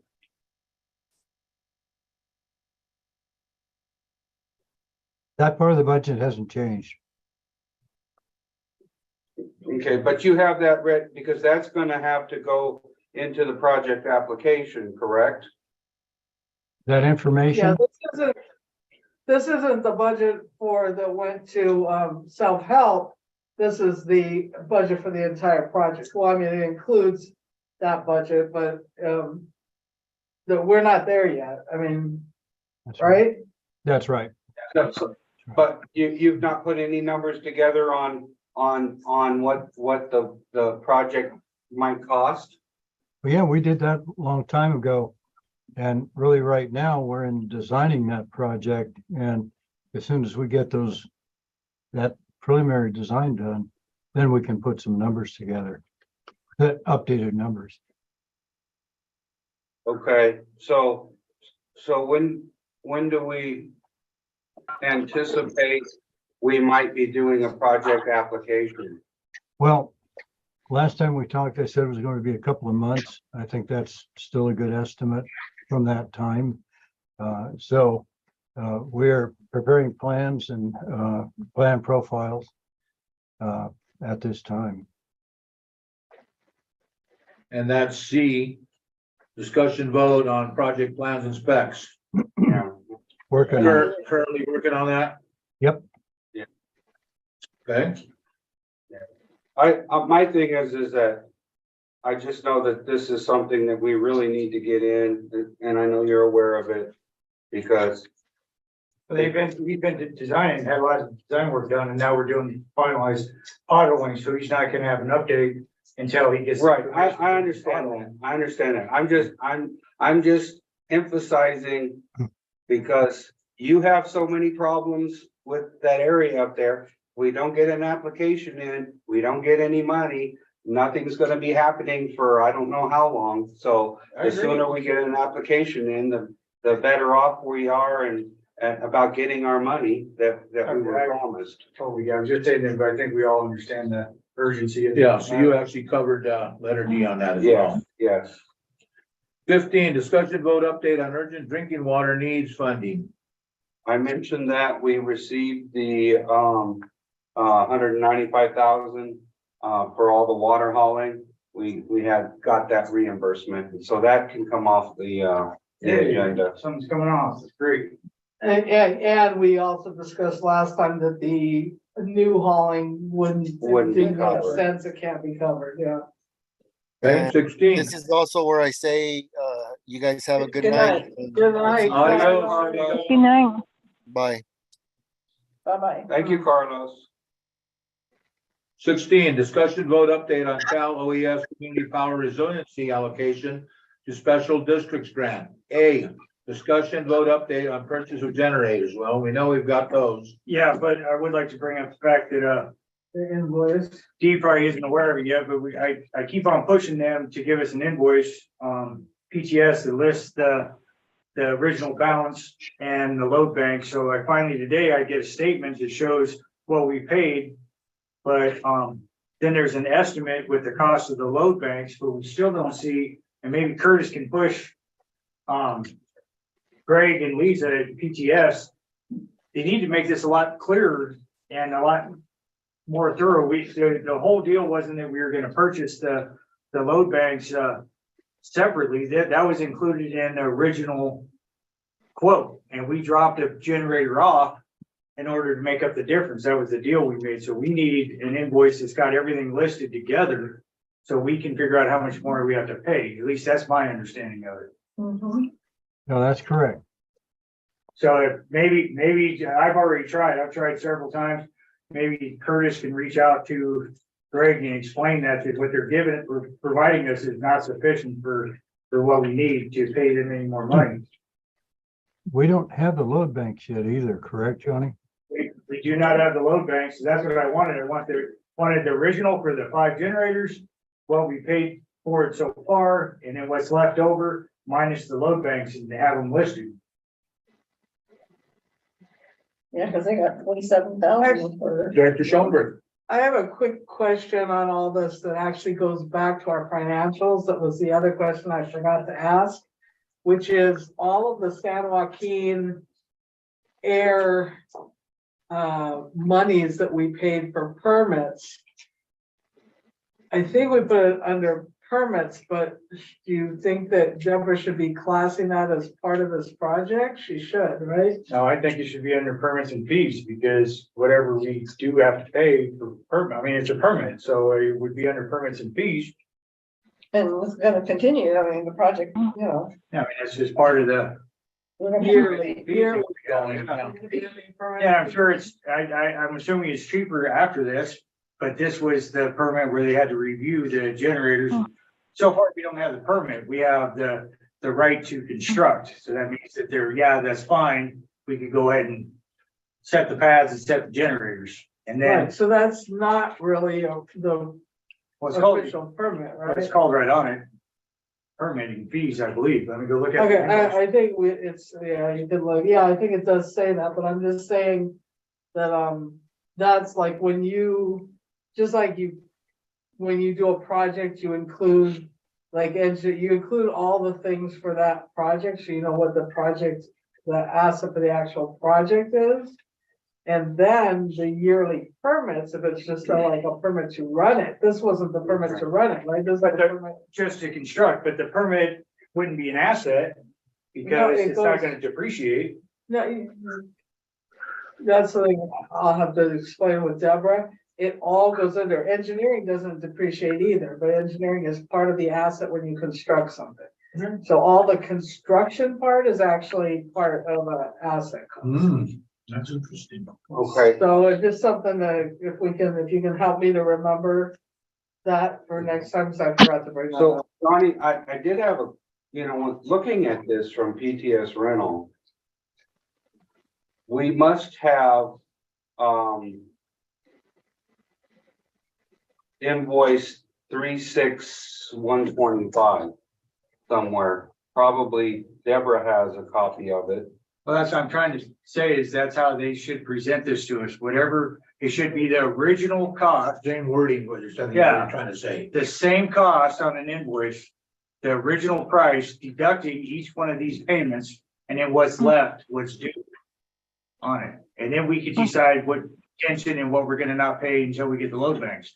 Because typically you don't pay, you hold back, I think, 10% for retention, and we're gonna hold back definitely the 47, 345, 38, because we haven't even received the load banks yet. Well, yeah, I mean, the 47,000, that's something that we're not even gonna pay until we receive. Yeah, and they're calling this an estimate. When it's not an estimate, it's supposed to be, it's supposed to be set in stone for the original contract, the agreement that we made. Okay, yeah, I see where they put estimate. I don't know why they put estimate. And I don't know why it's almost like they're avoiding the whole subject, because it's been something I've been working on for a long time now. Yeah. Okay, Maybe Curtis can straighten it out. Jerry, yes, I have one more update on that. I've been working on, they sent paperwork called the closeout report on the project. So that's what you signed today is the closeout report and worksheet. So I've got that done. I'll be able to send that probably Monday over to them. That's due on the 19th. perfect. Oh, that's for the grant. The grant closeout report. Okay. Okay, 16B, discussion vote on engineering and design. Okay, we finally reached the point where now we need to start doing something. Dee and Jake, I believe his name, surveyor, came out from, D. Jasper and Associates yesterday. We went to each one of the sites, determined the best place to put the pads. He's gonna start, designing the pads for us, how we have to construct them. I let him know that you were gonna help us, meaning Jerry. The one at Wolf Tank is gonna require, some hill work and a retaining wall, probably at least a 5-foot retaining wall around where we have to put it. And we're gonna have to get a hydro crane, place these, rent probably a hydro crane and an operator, because we're not certified. So Dee is starting to work on that. Jake, shot a bunch of stuff for him, and then, when he gets ready, he'll give it to us. Okay, I would like to ask one thing, how do we go about, everybody else gets ad hoc time? If Jerry is gonna spend, because I would imagine doing 5 pads is gonna take a decent amount of time. Is that like a ad hoc, or is that just volunteering, donating the time? Well, I'm not. Well, what he's are you doing. gonna be doing? I'm gonna be showing them what we need, how it needs to be done based off the plans, and I'm a licensed contractor, been doing that for 30 years, and these guys we're gonna do it with a crew. We're not gonna have any crew coming in, we're gonna do it with our own guys, None of us know how to do it. it's my specialty. Oh, I'm willing to come in for ad hoc, same as an ad hoc. That seems fair to everyone. That means you guys would have to put it on the agenda to create a construction ad hoc, and you'd have to have one more person, right? Well, I have, No, it can be one. It could be one. Yeah. if I can chime in on that, Sure. there is in the bylaws. I believe it's in the bylaws that a board member can be paid to do work of an employee when needed. So it doesn't necessarily have to be an ad hoc, but it's a way, because he's working with the crew, that he could be paid. We just haven't established What? a specific rate for that type of work. So we need Yeah, to well, add that. just like the other directors come in and, like a 3-hour deal is $100, and if it's portion thereof, it's 33 or whatever it is. And, I'd be willing to just get in line with the same ad hocs and give them my time as they do. And to be honest with you, For the initially, benefit of the district. Jerry didn't bring this up. I was just thinking, because initially when I was all excited about the generators, we'll just do this. Well, some of the pads are simple, but some are gonna be complicated. Me and Dee could not figure out where at Wolf to even put the generator, because there's no way to get it up to the tank, because there's no way to get a crane up there to get it up there. So I plan on putting it next to the road, but where I initially planned, it would be like a 10-foot retaining wall, which is not realistic for how big the generator is. Then we found another place, Dee found the place that's still on our property, but just to the north of our road, our access road. And then that retaining wall is only gonna have to be about 5 feet. And then we'll have a fence enclosure around it to keep it safe. So it's gonna be a lot more detailed than I anticipated, because now we have to do retaining wall and the pads tied in together. I would assume we gotta tie them in together, right? Absolutely. Okay. Mhm. Yep, that's right, John. Can I say something? Did you have something to say, Director Schoenberg? Yeah, I think in the interest of transparency, that if, like, somebody is willing, that maybe somebody, like, maybe it's ad hoc that contains somebody from the project. Ad hoc, because I'm just concerned of the otherwise, if it's like a payment or anything, then we really need to put it out there because then it could be construed as a conflict of. I think it's paid as an ad hoc. I think that that's like very transparent and makes sense. And then I think we might wanna, I don't know if Director Nyman might be interested, or I don't even know, or it could be somebody Willing to participate? else, but. Yeah, I'm willing to participate, yeah. So we want that on the agenda to form that. What would be the name? Construction. Construction ad hoc?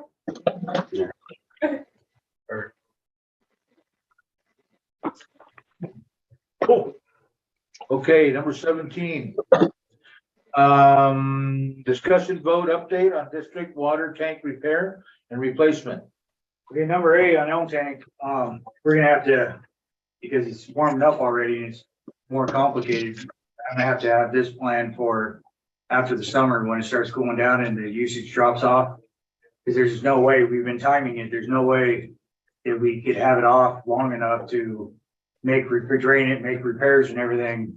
While it's warm like this, it's gonna have to be cold. Midwinter, huh? Well, no, I ain't quite willing to do that, but definitely when the usage Let starts dropping water off, use, yeah.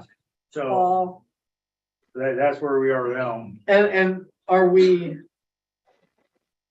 okay with, I mean, Well, there's no estimating it, but 5 years ago when they dove it, it was recommended that we do something, and apparently 5 years before that, it was recommended. So it's rust, and the main concern isn't that it's just, say Sam Young, when it had rust on the side before we replaced it. Eventually, it started dribbling, and then eventually it started spraying more, and then when it started spraying a lot, then we got the project moved along, and we moved Sam Young tank up first. The only reason this is more of a concern is that it's around the drain, so at any given time over the last 10 years, a big enough earthquake, you could have made it dump out the bottom. But we're probably no worse shape now than we were a few years ago, so. I definitely don't want to run people out of water while we're doing it. A little nervous about that, so. Okay, B. Discussion vote update on parcel B tank. Okay, I went down, I seen Dan Johnson, in Bakersfield. Super nice, as normal, said he doesn't do anything like this anymore. And he recommended I reach out to Al Coryell, which I did. Al said that there's no 100% grant funding for anything like this, that if we wanted to, it would have to be the 45% grant with a loan attached, as long as our MHI met it, and if we decided that that's something that we were gonna entertain to replace parcel B, then we would reach back out to them and we start that process. do it 218 again. Do you have to do a 218 to get a USDA loan, or is it just an MHI? I believe that we don't have the fund, we would have to do a study. Yeah, see, so I don't know, so I don't know where we are with that, and I'm trying to get the diver out here to dive it. He was waiting for it to warm up, but I need to get him out here to give us his best estimate on the longevity of that tank, and then that will dictate our urgency in replacing it. So I'll reach back out to him again to see when he can dive it. Okay, thank you, D. Thank you, D. Thank you, guys. Um, We're gonna go private housekeeping business, so if you'd like to stay on, that's fine, but You can go home. well, one thing, I'd just like to bring up if I can. yes, please. Item 12F, back on item 12F.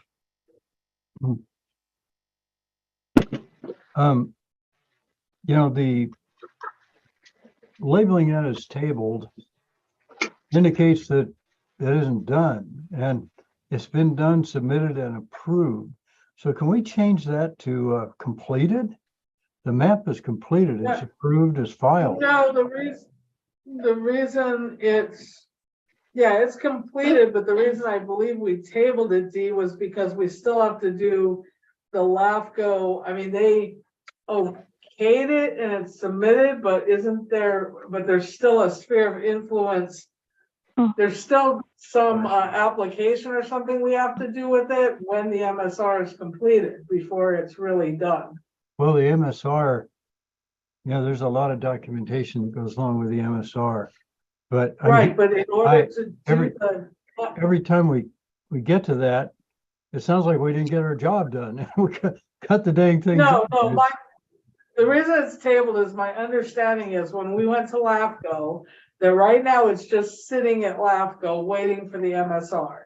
When the MSR is complete enough, we have to actually file that we have to pay or do whatever we need to do to actually have the sphere of influence completely approved. Right now, it's like, it's approved, but we didn't do any of the processing stuff we need to do, and then we can process the MSR, right?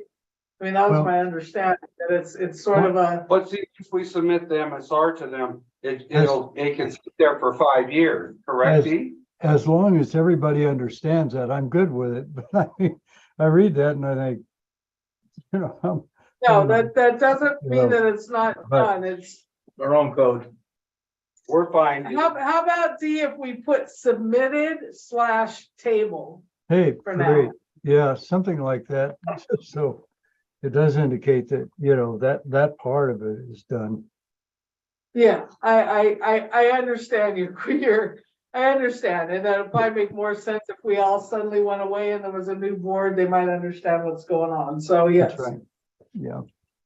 Anything else, Dean? No, that's it. And we'll get, I just pulled up Stanley Hoffman's, proposal and I'm going to send that to Tiffany. I'll send it to you. Then you can distribute it. It's 13,575 is what the number is, 13,575.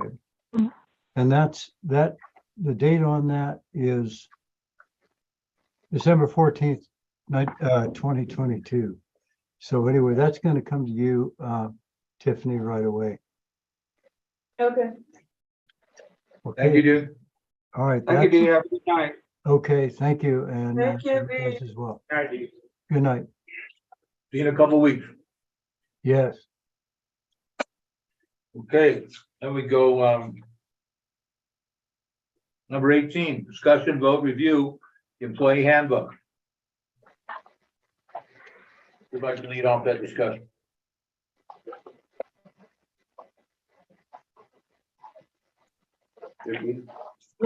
It's the final draft from the attorney with everything we asked for. So now it's just, So is it Just highlighted? Approving. no, it's, Oh, this the is final draft, all this is corrected. the final with all the corrections, however, we were supposed to go through this and finish it and make sure that everything was there, and I must say that I, made it partway through and never finished it. So I may have to abstain, let's see. well, you're the Or one if who anybody made a else lot of has different anything, we may have to changes, table so- it till next week. Next meeting. I did want a lot of changes, but I believe that they're all in there, according to Tiffany, he didn't, huh? Mm-mm. No, they're not all in there? Well, there, depends on how you want things worded. You have any examples for us, Well, I don't have the other one that I have. Director Kelly? It's I left comparative. my original, my one that's got all. Well, then, parking, okay, then take it, let's table it and do it next, But Next can you meeting? tell us, so that I, well, the sick time and the vacation time still isn't to me, right? okay.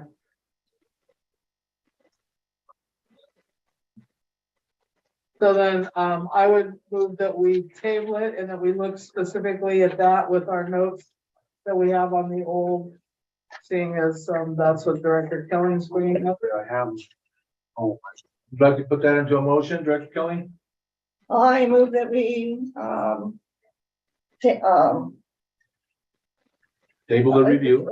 table the employee handbook until 2 weeks. But do you want us to specifically look at that? But section? That section is verbatim what you guys wanted, but hey, I'm just gonna, I'm hoping that the next time we could actually. Now we Yeah, have, because you have new. we're gonna have 2 new employees. We've been Yes. putting this off for a very long time, and it's really just the attorney's, expertise on the stuff that you guys were concerned with. So if you guys could just bring a list of what you are concerned with. And if there's enough to where either any of you feel like it's merited, maybe we could get Jerry Pearson on the phone. So we can hammer it out once and for all when we go. I'll be through. honest, I don't know, if I have to look and see if I have our note. Tiffany had all of it. She has all the notes, everything that was requested. She confirmed that, you know, they were all addressed, but there was some stuff that he had to decide himself. And then stuff he had to add lactation time, all that kind of stuff. So he had all the legalese. So, I mean, And then he really, really simplified that, donating vacation or sick time. Cause you had said it was really complicated. yeah. And he just made it really, really simple, put it in a short paragraph, so I'm thinking it's what you wanted now. Yeah, so he addressed everything. And he did it the way an attorney, an employment attorney would do it in their employee handbook. So I'm hoping this will be the last time we have to put it off, because What did you say? Did you say that the days were not, correct in here? Yeah. Because That's what I thought, but you, I mean. if you're worried about the cash amount, the accrual rates are right. okay, so, because this was the question, the sick pay amount, eligible employees earn sick leave at the, well, it was both sick leave and vacation leave. So eligible employees earn sick leave at the rate of 1.25 hours of paid, page 13, All right, so of paid sick time for every week, whether 4 10-hour days, 5 8-hour days, or 4 8-hour days. Because that's what the, That's good. Oh, at minimum, employees will, these 3 days or 30 hours of paid sick time every 12 months. Oh, yeah, it's all. You will need to meet the 90-day employment requirement before taking any leave. Exempt employees are presumed to work 40 hours per work week for purposes of sick time accrual. If their normal work week is less than 40 hours, accrual would be based on their normal work week. So you're saying if the person at the front desk is a 4-8, they're still earning it in the exact same amount of hours? Yeah, I mean, she's a full-time employee is what the issue is. She's a full-time employee. Because we don't want her to come in here 2 hours early at 6. She has enough time in her day and she doesn't work just 40 hours because she never gets out of here before 5:30. Just recently, she was here till 6 or 6:30 trying to finish bills. So it's not like she's cheating us at a time. And that's what he understood when Tiffany sent the notes over about the sick time accruals. That's why he explained it so explicitly in that paragraph.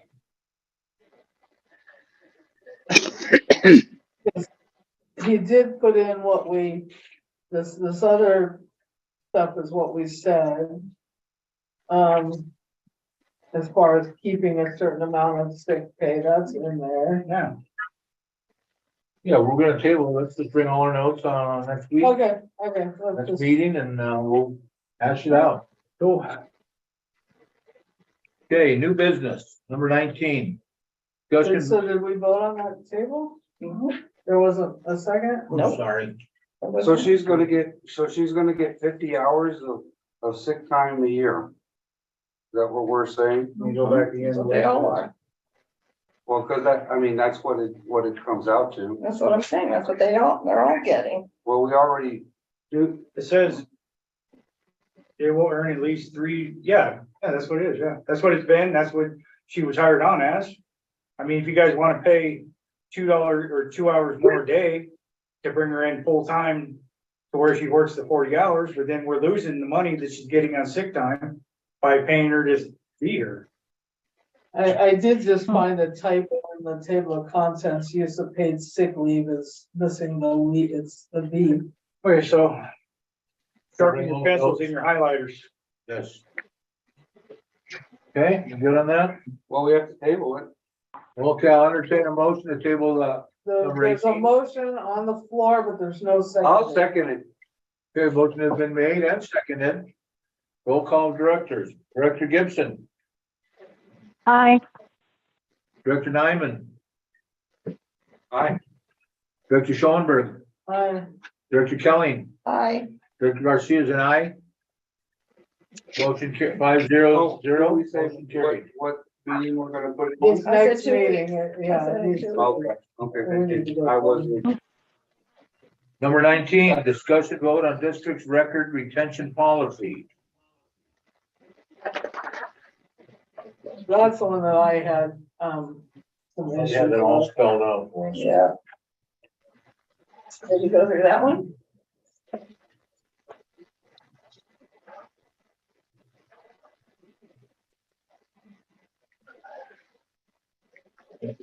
What?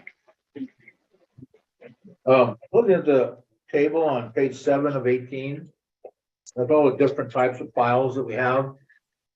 As the years retained.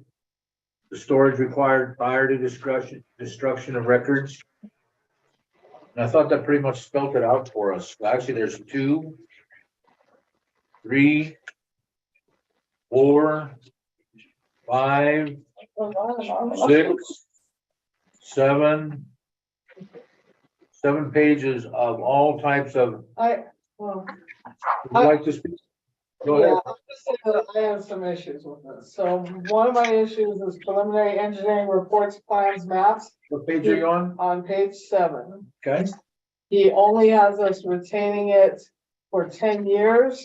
I have had to go back into that stuff and it's way over 10 years to try to find some information. So I don't think that that's, I mean, I don't have a problem with us, Well, but they're only preliminary. They're not the. no, that's the preliminary is where all the figures come from, the budgets, like the stuff D does, that's in the preliminary engineering report. So like all these other USDA projects and everything, and in fact, the bond, but you know, when we're trying to compare stuff back and forth or look at assets or anything like that. That's not talking about the bond book, right? It's just the PER. yeah. The PER, Preliminary. it helps. They're all preliminary. That's why, it's like, why, 10 years is not a long don't, from the time. preliminary, don't you get Final. a final? It's different, it doesn't have all the same. So I think what she's saying is that all the numbers that are used to generate the final numbers are the raw data. Raw data. Do you wanna keep that one? I mean, there's just- Money or what? I mean, but, I mean, that's not the only one. There's certain things in here, so I think it's great that the attorney has given us what, Guidelines. yeah, like a guideline, but like in my experience, being on this board a long time, that the guideline's not good enough and that stuff comes back up. And I understand like getting rid of some stuff, but you know, like years retained budgets, like that, all this stuff, like a lot of this stuff, you need to go back and look at old stuff. And we don't even have all the old stuff, so we always run into, If you're not gonna look at a budget 10 years ago and have it base anything on current stuff, right? no, but I have got, well, So why don't you go through this list yourself and write your recommended amount of time on the things that are pertinent, because there's tons of stuff in here that I'm sure you're gonna have zero problem with. yeah, well, At like least move keeping forward with deeds that. permanently, yeah, that's a Yeah. no-brainer. You know, keeping, Deeds. customer Permanent. complaints, I don't know, well, but sometimes it's helpful because we have the same customer doing stuff over and over and over again. But, So you but, gotta but know, Lisa, because- can I ask Yeah. a question? Because a lot of the stuff that we have stored down in there, like a customer That's- complaint from 10 years ago. That's not what's stored down there. The stuff that really we need to like throw away that's stored down there mostly is like all of the old, you know, like the daily Well, just accounting stuff. be No one's completely gonna go honest with through you, that. I feel like if you just wrote a big old exclusion on the front of this retention policy, right now, just to pass this part, that everything up here in the file cabinets are exempt until we review it, but because all that important stuff you're concerned with is here. I'm talking about the stuff in the storage area. I think there's some stuff in the storage area, but I know that there's boxes and boxes that we could just go through and say, God. That's what I'm trying to. So And if, I think you could trust me to know what is trash And, and what's not, and they have the destruction forms here, and when I'm going through it, or we're going through it, they'll be listed, and before it's destroyed, you guys can see it and decide what it is. If I write on there 3 boxes of carbonless receipts you can't read, you guys are gonna say, yeah, no problem, throw it away. Yeah, the receipts like that. That's what I yes. mean, so you could definitely approve this and limit it until you get a chance to go through the list of what's really concerning you. But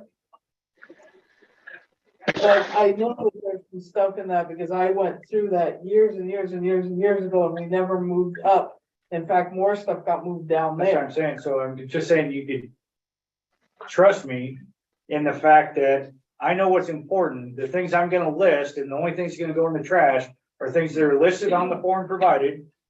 And before anything that is done with them, I will yeah, but bring you it gotta to make you. out a form for everything and get destroyed. I would bring it listed, you guys can look at it and say, oh yeah, okay, throw that away. Oh, great, cool, now we just freed up another big old section of the thing. Anything left, we might be able to actually see it and know what's even down there. Yeah, because there's stuff down there we need. I know Okay. But I think the point remains that there are some obviously overstored longer than needed. Yeah. Junk down there, The the rats, carbon that- stuff you excuse can't me, read. I'm talking. That the rats have destroyed, the weather has destroyed. If you go in there, you see the boxes and the trash. And there's some real obvious stuff that is trash. Your point is also well taken, that we can't just let, sweep it all out and throw it away either. Because there are useful, affidavits and, records that we need to keep for life plus 5, I saw one here, Yeah, life plus 10. like maybe lawsuit Yeah. information. Yeah, you could also go through here and, like I said, if you went through and you just wrote your suggestion on each one of these categories, you could probably do it really fast. What your suggestion is, I'm sure that would be easy because nobody's gonna say, oh, no, well, we should throw that away. I just think, and I know that. I just think it would be good for the board to be the ones that approve the obsolete record, because right now it's just you. And then whoever. Well, that's what he says, he's gotta fill out a form. Yeah, but That's it's gonna- only him that did that. Well, form did because not normal come to the general board. managers, it's not that big a deal. They're trusted to make the right decision. I'm going above and beyond and saying, I'm only looking for trash, Lisa, and I would bring that to you. You make the list of what you want permanent, and then But it's it permanent. doesn't say that. The Okay. attorney didn't say that. Okay, what I was saying was I'd make a list before you went through and made all your years. I'm saying if I would, anyway, it don't matter. You're gonna have to go through, you're the only one that cares. To the point for how long certain things. So if you just write your suggestion on each one of these years retained, it'd be easy to approve it. And then there's plenty of stuff is what I'm getting at to where nobody's gonna care. We'll get rid of everything left. It's not important. Just the trash. I'm sure you could do this in 20 minutes at home. Just write what you feel is important. Well, I think that she's having a problem with authorization form. It only says you have, Well, I mean, I'll put it this way, if you guys list something and we have to retain the record, you list that it's kept for life, and I list something is destroyed that was supposed to be kept for life, that's no different than me spending $10,000 on a credit card or authorizing payroll. That's that you trust your general manager. I have to follow guidelines and rules. You guys oversee it by knowing what the record is of what's destroyed. It doesn't have to always be. But it's already destroyed at that point. No, yeah, so that's, Yeah. added something in there that it has to wait to be destroyed until after it's presented. And then you could argue the case, or add whatever you want to. But the fact is, most boards aren't going to do that. Go through the Well, box. most boards don't do a damn thing, so we don't wanna bring up most boards because. Wow, in gen- I'm trying to make it as simple as I possible. know, but Don't I'm want you to just get saying in irritated. general. No, I'm saying if you go through here and you mark what you want, that's what we want. I'm just saying I would like to get rid of trash. I understand. and I have one question. Do we then have to shred all that stuff, or does it just go in? No, we have a big dumpster? shredder right here. Well, that's what I'm saying. Yeah, no, everything gets shredded. I know what has to go in shredding. We're gonna need lots It gets more of those service. bins. we have the service that will do it. And just so you know, I'm not gonna have time. Or Shred it. none of us, if you create an ad hoc to go through that, which I would suggest, but whatever. I'd Going through be, the stuff, I'd it's be not gonna happy to be happen. part of that ad hoc. It's not gonna happen all at once, is what I'm trying to say. Now, go ahead. It's not gonna happen all at once. That thing right there that never gets full. If we just chip away at it every once in a while, add some stuff to that, it'll be shredded. It's gonna be timely. And to tell you the truth, I would prefer an ad hoc do it, and then I don't even have to go down there. Mr. Schoenberg. I am totally willing to be part of that. I started trying to do it years ago, but then it got all weird. For whatever reason. And, if I can't obviously lift anything, but if I could say, you know, if someone goes in there and lifts out 3 boxes and I could do 3 boxes a week or something, I'd be That's perfect. totally happy. I could have the guys Box bring a up, week or- I could have the guys bring up, say, a box at a time. As time presents itself for, And I could just for the ad pull hoc. out the things I think that we need to. Bring it up here. Beautiful. Go Now through we're it starting and to work decide what you together. wanna do. I'm Love cool that. with that. Yeah, I see, love it. that I'd like to see, because what I'm looking for, which is not here, I don't think. I'm looking for, because it's gonna come up and bite us in the behind again at some point, I'm looking for some easements. That are not anywhere that I have found in here that have come up. Well, I probably have the stack right there, cause that's everything that was ever filed. No, it's, we never, it's not a easement that exists, it's dialogue about an easement that should have existed that never got put into place, which is. Up the hill here on, I'm not gonna mention it I know. because I don't want it to I know. rear its head right now, but, yeah, there's some stuff like that, and there's some other stuff that ended up down there that shouldn't be down there. Well, And there's some of that other stuff might be in my office too, cause I've come across that topic a few times. Okay. In my office, and I don't get rid of anything. Johnny will be bringing boxes up. So, there. yeah, but so is there a second person so that I'm not, Yeah, you need a Making second a- person for the ad hoc, and you gotta decide who wants to do it. Almost. Good job. we can do it as part of the project. Well, I don't know if that can Yeah, be it's part a of the different, it's a project. Okay, shredding. so let's just, yeah, okay, so if we could just do that and go through. That will be And we will record get in lots of chat. dialogue because he's Thank gonna throw everything away and I'm I was gonna ask. not throw away, so that should be incontentious. So. I'd like to add a revision to that if you can consider it. The records retention policy then. You could just change the verbiage. And the length of time and add it to where an ad hoc. From the board is responsible for doing deciding what's gonna be destroyed and got rid of. And then you guys sign your names. Right? And whatever board comes after you guys will have to create an ad hoc to do that. And that would be smart, Okay, but we don't have a full board. Oh, yeah, we do. do. I'll make, on this, I'll make, If you're forming an Okay. ad hoc committee, we have to have. but an no, ad I'm hoc. not gonna form an ad hoc committee, but I'm gonna make a motion on this. Okay, I make a motion that we approve the Fraser Park Public Utility, wait a second, listen to my motion before everyone gets crazy, then we can discuss. I make a motion, that we, accept the Fraser Park Public Utility District Records Management Disclosure and Retention Policy, March 2023. With that are guidelines for the ad hoc committee. But the ad hoc committee has final word on to keep things longer if We should just fix it. Necessary.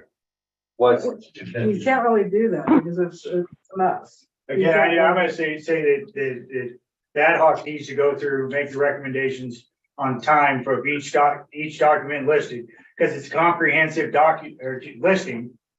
Then you guys could vote that into policy and change the verbiage on who approves it. Right, because we have from the attorney what the recommended amount is, so I Right. think we should go through this. Okay, why don't you make the motion? I think we should You just don't have a table motion it. yet.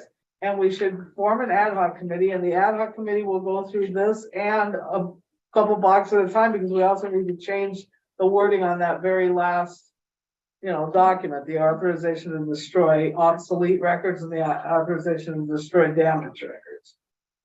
Well, so the. How ad long do you hoc is- think that ad hoc will have to be? We need to do the verbiage and then it needs to be voted on in this board meeting. It can't be voted on by the ad hoc, but we can look at these and see what. And we'll know time frame once the ad hoc starts to Look at stuff. look at stuff, because I have no idea. I deliberately So do not go in there, so. if we have a couple boxes here ready to go and we can vote on this after we need to meet soon, but then we could, Yeah, so the next board meeting, you can vote on the ad hoc and then you can start doing something. Okay, so you put that on next agenda? Thank you. on the. Next agenda for regular the meeting. regular meeting, correct? For the regular meeting? Oh, okay, so 2 weeks. You don't want it in May, you want it in June? June. Okay. the ad hoc? Oh, the ad hoc I want in May, In but I May, want but the the record retention in June. policy in June. Okay. But somebody needs to make a motion to create our ad hoc. No, we can't do that Can't do until that it's until it's on the agenda. agendized agenda. The next meeting, you guys can vote on. Oh, that's right. Okay, Okay, so you're gonna put that on the regular, the next, The record retention in June, the ad hoc in 2 weeks. okay, thank you. Well, I wouldn't call it a shredding ad hoc, it would be. Record retention ad hoc. okay.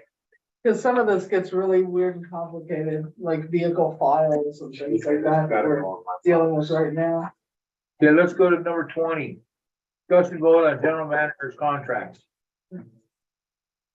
Okay, when we went up on our lead person was making what I was making. Then he went up to retaining, which I'm grateful to you guys for, and he was also grateful, so want to pass that on. And so he's regular time, he's coming up like 800 a month. And that's not counting overtime or whatever, but anyway, I'm not counting, I'm not Regular time, it's 72,000 something Yeah. a year. regular time and then the overtime or whatever. So anyway, right now, I'm making 81,599.96 per year, so that works out to 31,3846 a pay period. So if you guys, What is he making now? He'll make 72 or No, what is his 73,000. hourly? is that with his increase? Yes, 35 an hour. So you 40 hours times, there's 52 weeks in a year.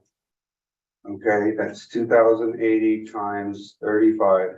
He makes $72,800 regular time. Without overtime, yeah, and really the thing that, the only thing I'm bringing, because I'm grateful for my contract, but I work tons of overtime as well with him. So he's gonna consistently be making far more than the general manager. Because he's guaranteed 6 hours a week overtime. Plus every week, everything he does, I'm doing as well, with the exception of some stuff. But so just thinking you guys could, decide what you guys feel like you might wanna do.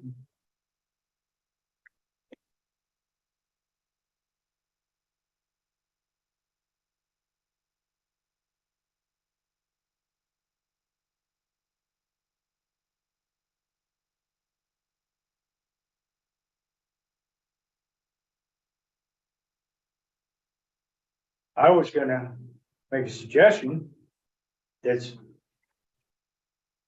less than what he's making, but add $5,000 to the year.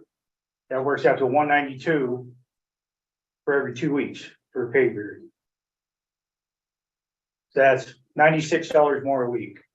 That's not So you're asking for $5,000 per year. per year. Yeah, So Which would put you at what? What is it? that would put me at, put you at 86. promise better than me normally, but he's kind of tired now.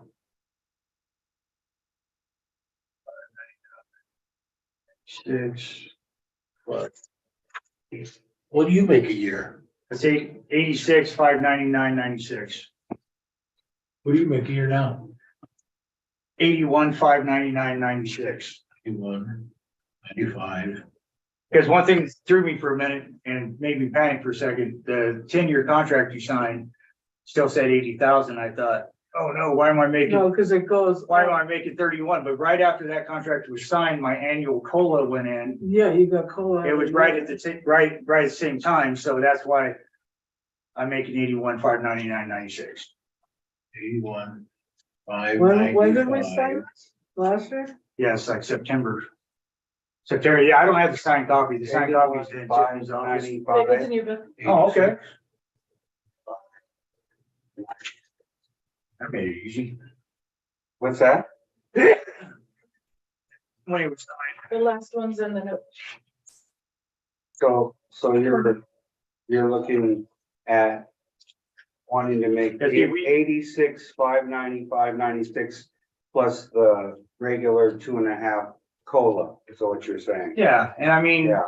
typically Your COLA is 2.5 or 2? two. Or 2, whatever. And I think typically people would be like, oh no, I'm not willing to work for any less than the lead guy. But I'm not trying to gouge you, but I'm just saying it'd be nice to come up a little Well, bit. So you're trying And- to shoot for No, well, it'd He's be asking for $5,000 more. 5,000 years. That works out to like $96 a check. And we're hoping that if you can hire these guys that are younger, that you're not going in the hole all the time and doing all that stuff, which would make you. That's why I'm only asking for the 5 instead of more, because if I'm still spending 20 to 30 hours a week out in the field, which I won't have to do, that's a lot. But as it is, I'm not. Now it's just with Corey, most of the time, it's like no matter what I'm doing, I'm getting phone calls all the time. But at least that's picking up phone calls and field. I'm not tripping. I just think $96 a paycheck and for every 2 weeks is not extravagant. And we just need to also, because we up, and we Yeah. will be upping, we need to be careful of what's overtime, which you've already been doing, is trying to curtail some of, Yeah. making sure that some of the leaks get done during the week, during normal Exactly. working hours, unless it's so bad that we have to, And I'm looking at everything else. Right. We've historically always gone to Carew Tire for tires. Well, 226, the truck I'm driving needed tires. They didn't last that well, but it's been a long time since they put them on. So I talked to Brian and Gorman Tires. I said, hey, look, we have all these vehicles and heavy equipment.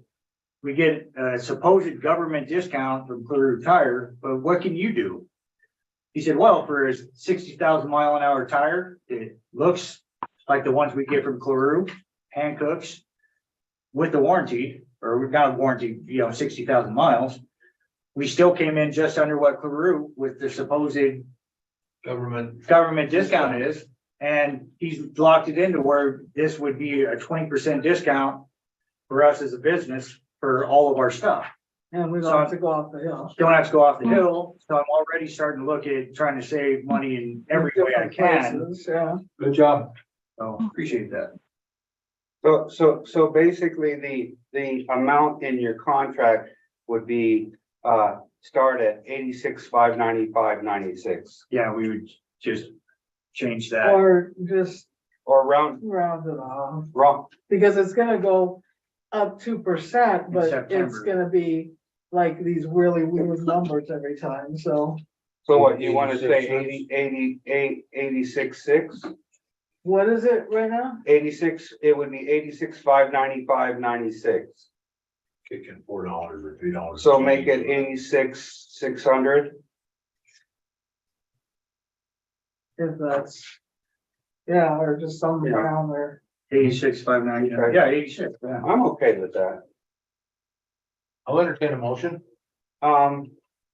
So I make a motion that we reinstitute a 10-year contract. That we, How about we just keep this and just amend just that amount, because everything else should Okay. be Yeah, everything else is the same. the same. I make I move that we amend the employment contract for services as general manager of Fraser Park Public Utility District. The section 3 compensation, a salary, district agrees to pay an annual salary of 86,600 payable to employee in 26 equal installments. And I guess you can just change the date to be Yeah, today's date 2023 instead of. yeah, I'll take the contract, change the date, change the dollar amount to 86, and then submit it to the next board meeting for you guys to sign it. Excellent. Okay. Do we hear a second? Oh, do I have a second?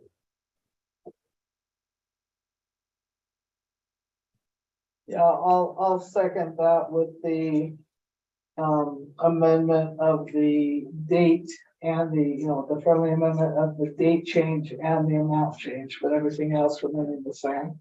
I will accept that friendly amendment. Okay, a motion has been made, seconded, amended. Roll call of directors. Director Gibson, Aye. Director Nyman, Aye. Director Schoenberg, Aye. Director Kelly, I abstain. Director Garcia is an aye. 4-0, 1 abstention. Motion carried. Thank you. Okay, 21. Review and approve meeting minutes for April 4th, 2023 Quarterly Financial Standing Committee. Oh, I'm sorry. Did we say 86? Yeah. 86.6. If we. 86. 81,599. What I'm making now. Plus $5,000 is 86,600. Yeah, that's Yeah, what that's we what we said. said. 6,600. That's what we I just want to make sure. it's- Okay. No problem. Once we leave here tonight, it's set in stone. Yeah, set in stone now. Thank you, guys. Okay. Anybody want to make a motion? Which one is this? Quarterly Financial Standing Committee. What are we doing? We're approving minutes. Oh, For the meeting minutes for April 4th, 2023. I made them, so I probably should not. I mean, I gave Tiffany the info, so I shouldn't make the motion. Well, I think you were the ones present. Both you and Gibson, so you guys should make the motion on your own meeting. And then we'll. Yeah. Okay, hold on. I know I gave it to you. Maybe Gibson can participate a little bit.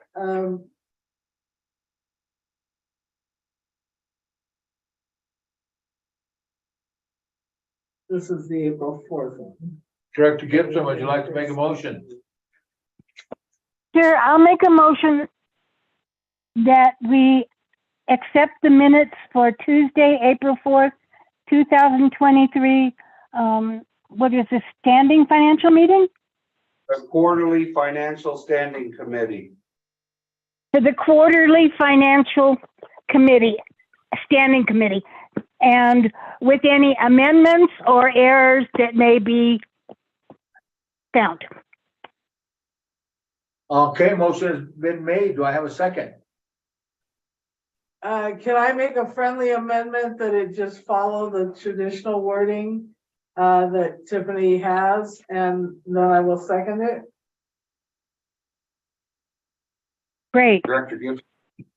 She said yes. Okay, motion has been made, seconded, amended, accepted. Roll call of directors. Director Gibson, Aye. Director Nyman, Aye. Director Schoenberg, Aye. Director Kelly, Aye. Director Garcia is an aye. 5-0-0, motion carried. Thank you. Okay, we have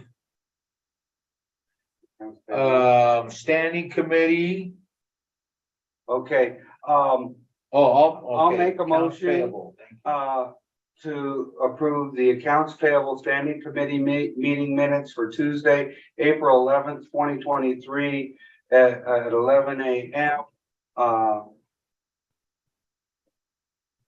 With any of the amendments that were sent to Tiffany previous to and after the meeting, as well as any additional amendments for typos and other errors that we may not have caught or may need to be corrected. Do I have a second? I'll second that. Motion has been made and seconded. Roll call directors, Director Gibson, Aye. Director Nyman, Aye. Director Schoenberg, Aye. Director Kelly, Aye. Director Garcia is an aye, 5-0. Motion carried. For April 13th, 2023, regular meeting. Approved meeting minutes. I'll make a motion that we approve the regular meeting minutes for Thursday, April 13th, 2023 at 6 p.m. With any of the amendments that were sent to Tiffany previous to and after the meeting, as well as any additional amendments for typos or other errors that we may not have caught or that may need to be corrected. Do I have a second? I'll second it. Motion has been made and seconded. Roll call of directors, Director Gibson, Aye. Director Nyman, Aye. Director Schoenberg, Aye. Director Kelly, Aye. Director Garcia is an aye. 5-0, motion carried, thank you. 418, quarterly financial standing committee meeting.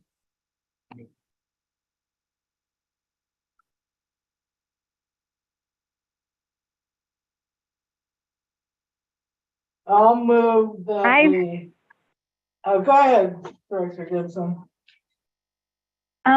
I move that we accept the minutes for the quarterly financial standing committee that happened on April 18th, 2023, with the verbiage that Tiffany has about amendments and errors.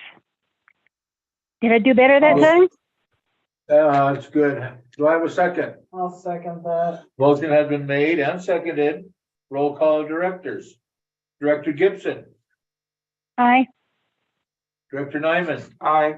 Director Schoenberg, Aye. Director Kelly, Aye. Director Garcia is an aye, 5-0. Motion carried. I'll make a motion that we approve the accounts payable standing committee meeting minutes for Tuesday, April 25th, 2023 at 11 o'clock. With any of the amendments that were sent to Tiffany previous to and after the meeting, as well as any additional amendments for typos or other errors that we may not have caught or that may need to be corrected. Do I have a second? I'll second that. Motion has been made and seconded. Roll call of directors. Director Gibson, Aye. Director Nyman, Aye. Director Schoenberg, Director Kelly, Aye. Director Garcia is an aye, 5-0. Motion carried. I make a motion that we approve the regular meeting minutes for Thursday, April 27th, 2023 at 4 p.m. With any of the amendments that were sent to Tiffany previous to and after the meeting, as well as any additional amendments for typos or other errors that may not have been caught or that may need to be corrected. Do I have a second? I'll second that. Motion has been made and seconded. Roll call of directors. Director Gibson, Aye. Director Nyman, Aye. Director Schoenberg, Aye. Director Kelly, Aye. Director Garcia is an aye, 5-0. Motion carried. Number 22, discussion and vote on future agenda item. I think we've picked everything up along the way. Tiffany, are you good with that? Any other suggestions or discussion by the board? Okay, number 23, I'll entertain a motion to adjourn. I will make a motion that we adjourn. Do I have a second? I'll second it. Motion has been made and seconded. Roll call of directors. Director Gibson, Aye. Director Nyman, Aye. Director Schoenberg, Aye. Director Kelly, Aye. Director Garcia is an aye, 5-0. Motion carried. We are closed and out of business at 8:42. Thank you, ladies and gentlemen. Good deal. Thank you, Good everyone. night. Bye-bye.